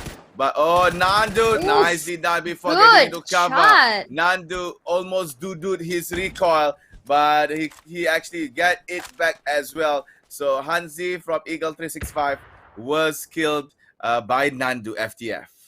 Yes, that's right. So regardless of his alone, he actually managed to get another point there for his team, bringing 6 kills to his bag, which is absolutely amazing. So for now, this is Hashira as with Hachi and Cell, still trying to see if he can get any pickings from all the way up here. But for now, this is Jexy moving forward, trying to see if he can do anything like that. And then this is FFG, Aoki now all alone. What is he gonna do with Daniel inside, Aoki outside, Chibir watching from the sidelines, and Hashira up there on the terrain? It's gonna be hard for them to navigate forward to move themselves into the circle. Jexy on the offensive there, and then manages to help his teammate out. Vandal 9 getting a kill onto Nandu, and that is the end from the future. This is Chibir now, noticing another member, Aoki, just running there because Daniel's shooting at him. And he knows there's 2 players up there. And he has a feeling he's just looking at the city. Oh, there we go. Daniel getting a kill onto Aoki. Nice job there with 5 kills total, 3 kills for himself. Just managing to stay alive. But now you know that now Chibir definitely knows where he is. He's gonna have to try push forward because the circle is just ruthlessly coming towards his heel. Now Vandal 9 obviously notices that Daniel's there too. We have 2 members of Eagle 365 pushing forward, trying to get a kill onto Daniel to finish off 1 member of Team Extraordinaire. I think he's in trouble. There is nothing more that he can do here unless he manages to do something miraculous. So Eagle 365, it looks like they are the best candidate here to gain Chicken Dinner game number 2, but it all depends on how they're going to play. Chibura takes down Daniel, so Extraordinaire is now no more. Meanwhile, on the high ground, Hashira is actually controlling the playing fields right here with the MK14 in hand, and you can see that Angel Predator, LG and Bot is just, you know, like, okay, you guys fight first, later I come in. So Hashira fighting against Eagle 365, takes down Hachi. My God! One more on top of the hill, but Cell was actually hard to be aimed at. And Cell, he now needs to decide whether he wants to go for Hachi or he wants to go for placement. But he will try to get the final kill towards Chibirit first. But Hachi was killed off as well. So it's going to be a 2v1v1. Angel Predator spots out 1. Now it's going to be 1v1v1. This is the classic Mexican standoff from each team with 1 player still alive. ALG and Bots attempted, but it was just too hard for him to do so. Meanwhile, Team Hashia actually really good for Bots if you think about it, because Bots here managed to make a good situation out of a 3-2v1, and he just hides there, just waits. They managed to get a kill, making it so fair. But now Vandal 9 in trouble, getting shot at by Hashira. Cell gonna have to heal up there. Bots moving forward on the high ground here, easily getting a grenade onto Cell, getting some damage in, plays around the circle. Will he be able to finish off Cell? Looks like it's going to be that way. Cell now half-life thanks to the circle. 1 shot, 2 shot, nothing hits quite yet, with Vandal 9 going toward the other side, hoping to flank ALJ and Bots. There we go. Bots now moving to the other side of the terrain. Cell now stuck in the outside of circle. Bots just pushing up now, and you can see there more smokes coming out towards Cell. Bots, what is he gonna do? Molly comes out there, not quite hitting Cell. Just at 1, 2, 3. Unfortunate! Cell gets the kill onto and ALJ one and Bots. more. There you go. There we go. Eagle 365 manages to clutch it for his team, getting the winner chicken dinner for match 2 of the day with an impressive 9 kills and a 1.2k total damage. Vandal 9, what are you on? That was spectacular. If you saw there how it went, he just waited for Cell as well as bots to just kind of finish each other off, and he moved to the other side of the circle, managing to get kills. So this is a highlight. Clown Fiesta over here. Feel bad for Sazai. He just wants to ride on his Uber, but is denied. Meanwhile, we're looking at, I'm not so sure which part is this, but yeah, this is where I believe it was Team FTF manages to actually take down a whole team here. This is the triple kill that has been done by Hexagon towards Force Samurai at the tunnel shelter area. There you go, easy triple kills, and also the fourth kill was picked up by his own teammates. And team FTF from the future manages to actually show off their display of skill in that particular fight. Meanwhile, this is the last few moments. ALGN bot is trying to throw as much as he could of what he have. Actually, the smoke that he has put out actually provides Cell to push forward. Meanwhile, the last remaining member of Eagle 365 just came in, backstab, get that final kill, and also the chicken dinner. And fun fact, Eagle 365, this is their second chicken dinner after a very long running of without getting any from the previous one that they had. Yeah, so, the previous one they got was actually on day 1, 365. wasn't it? Yes, it was on day 1, and they got the second one on day number 6. A nice way to end the match, and really good plays by them. It's really impressive to see how toward the end of the match, it seems like no one was left pretty much healthy like he was before. It was just a bloodbath from beginning to end. But for now, let's have a look at the match result here. We can see Eagle 365 Esports with the chicken dinner, 9 kills with 19 points, which is pretty dang good, with Hashira coming in number 2. And Hashira has been doing so well yesterday and today. You can see them actually on a top 3, top 2, and this is actually a great way for them to be boosted upward. And I hope they keep doing this, because easily if they were to do that, they might just be able to get the top 6 today with 6 kills and 12 points. Archangel Predators only 6 kills this time around, not one of their best performances, but still snagging 11 points for today, with Friendly Fire Gaming taking 4th place, one of their better matches with 6 kills and 9 points. See here, Team Extraordinaire finally coming back from the horrendous match earlier with 5 kills and 9 points from the future as well, doing all right here with 6 kills and 8 points. DK Esports not bad here, 4 kills, 4 points, tied with PMA, who is currently on 8th place. Meanwhile, number 9, NIAN with 4 points and 3 kills. Number 10, Quality PH, not doing not doing very well here in the first and second game. And number 10 with 3 kills and 3 points. Bamu Gaming sets off with 2 kills, 2 points. M2G 2 kills, 2 points as well. Victim Rise at number 13 with only 2 points and 1 kill. For Samurai and also Setna shares 1 point each. And Bird Boys just having their time of their lives with the eggs that they have received. With that, game number 2 has finished. We're going to go to game number 3. But before we proceed to that particular manner, we're going to take a short break, and we will be right back for more PUBG Challenger Rumble. The new rollout of Survivor Passes, updates to Erengel's infamous bridges, improvements to reputation, match history, and performance, and more as we dive into the Update 11.2 patch report. Welcome back, Survivors. First up this patch, we're rolling out the Survivor Pass changes we've been chatting about. Starting with 11.2, the Survivor Pass and its theme will no longer be linked to the new season.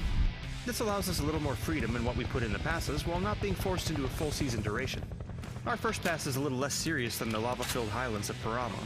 With Survivor Pass Pajama Party, you can unlock several different nighttime looks. You'll have 4 weekly missions available, and a total of 6 challenge missions that offer free and premium rewards, along with some G-Coin. The max level of this pass is 50, and like before, you can grab level up packs separately or as part of special bundles that include the pass itself. Pajama Party only runs for 6 weeks, so don't sleep on this one. Next up, Erengel's infamous bridge to Sosnovka Island is getting a small rework. Our goal here is to tone down the choke point aspect of the bridge slightly, offering survivors an alternative means of crossing, once the explosions stop. To do this, we've widened the bridge slightly and added new catwalks. We've also improved cover a bit by adjusting the dump truck cargo box. We don't expect this will majorly change how people utilize the bridge, but we'd love to hear your thoughts once you've given the new bridge a few rounds of play. Our reputation system is getting some needed updates as well. We've made it easier to recover reputation if you've fallen below level 1, and your rep will also level up faster past level 4. A max deduction limit has also been added to prevent cases where someone could be falsely reported into oblivion by the enemy squad.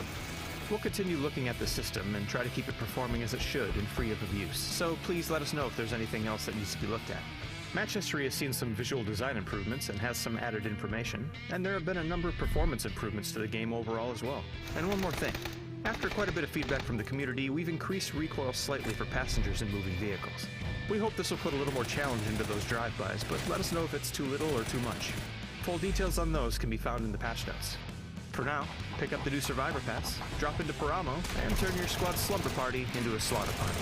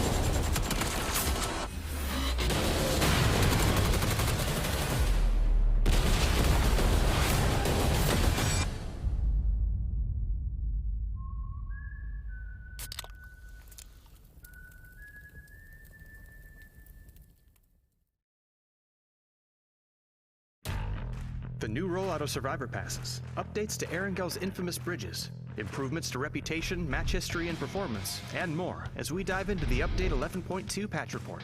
Welcome back, Survivors. First up this patch, we're rolling out the Survivor Pass changes we've been chatting about. Starting with 11.2, the Survivor Pass and its theme will no longer be linked to the new season. This allows us a little more freedom in what we put in the passes while not being forced into a full season duration. Our first pass is a little less serious than the lava-filled highlands of Paramo. With Survivor Pass Pajama Party, you can unlock several different nighttime looks. You'll have 4 weekly missions available, and a total of 6 challenge missions that offer free and premium rewards, along with some G-Coin. The max level of this pass is 50, and like before, you can grab level up packs separately or as part of special bundles that include the pass itself. Pajama Party only runs for 6 weeks, so don't sleep on this one. Next up, Erengel's infamous bridge to Sosnovka Island is getting a small rework. Our goal here is to tone down the choke point aspect of the bridge slightly, offering survivors an alternative means of crossing, once the explosions stop. To do this, we've widened the bridge slightly and added new catwalks. We've also improved cover a bit by adjusting the dump truck cargo box. Hey, what's up everyone? Welcome back to the PUBG Challenger Rumble 2021. I'm your caster for today, Tash Bunny, and Matt will be AFK for a little while due to some technical difficulties. So for now, we are actually heading into our third match today, and the next match will be over in Miramar. We're gonna say goodbye forever, at least for the tournament, to this map. So we've seen some pretty impressive games here with just now a brand new team getting a chicken dinner and actually beating out Archangel Predator toward it. But despite that, Archangel Predator is still managing to hold on to the top seed there with 270 kills, 410 points. The only team to breach 200, 300, and now 400 points with 270 kills and 5 chicken dinners. Victim Rise now getting 1 chicken dinner with 123 kills total with 197 total points. Colony PH now dropping down to the 3rd place because of their not so great performance in match 1 and 2. Because of that, despite the 2 chicken dinners, they're now at 132 kills and only 191 points. But I don't think it'll be too hard for them to catch up back to 2nd place. It's only just 6 mark difference between the third and second place. Now, Team Extraordinaire doing quite all right now in match number 2, managing to get 4 chicken dinners in a row this tournament, 98 kills and 182 total points. Eagle 365 now jumping back to spot number 5 with 2 chicken dinners, 120 kills and 172 total points. From the Future really struggled this time around, doing so much better today. Some really good kills here in Game 1 and Game 2, with 1 chicken dinner, 114 kills, and 161 total points. For Samurai now jumping back up to 7th place with 2 chicken dinners, 93 kills, and 149 total points. PMA now back in number 8 with 3 chicken dinners. Why do I keep saying that? 93 kills and 147 total points.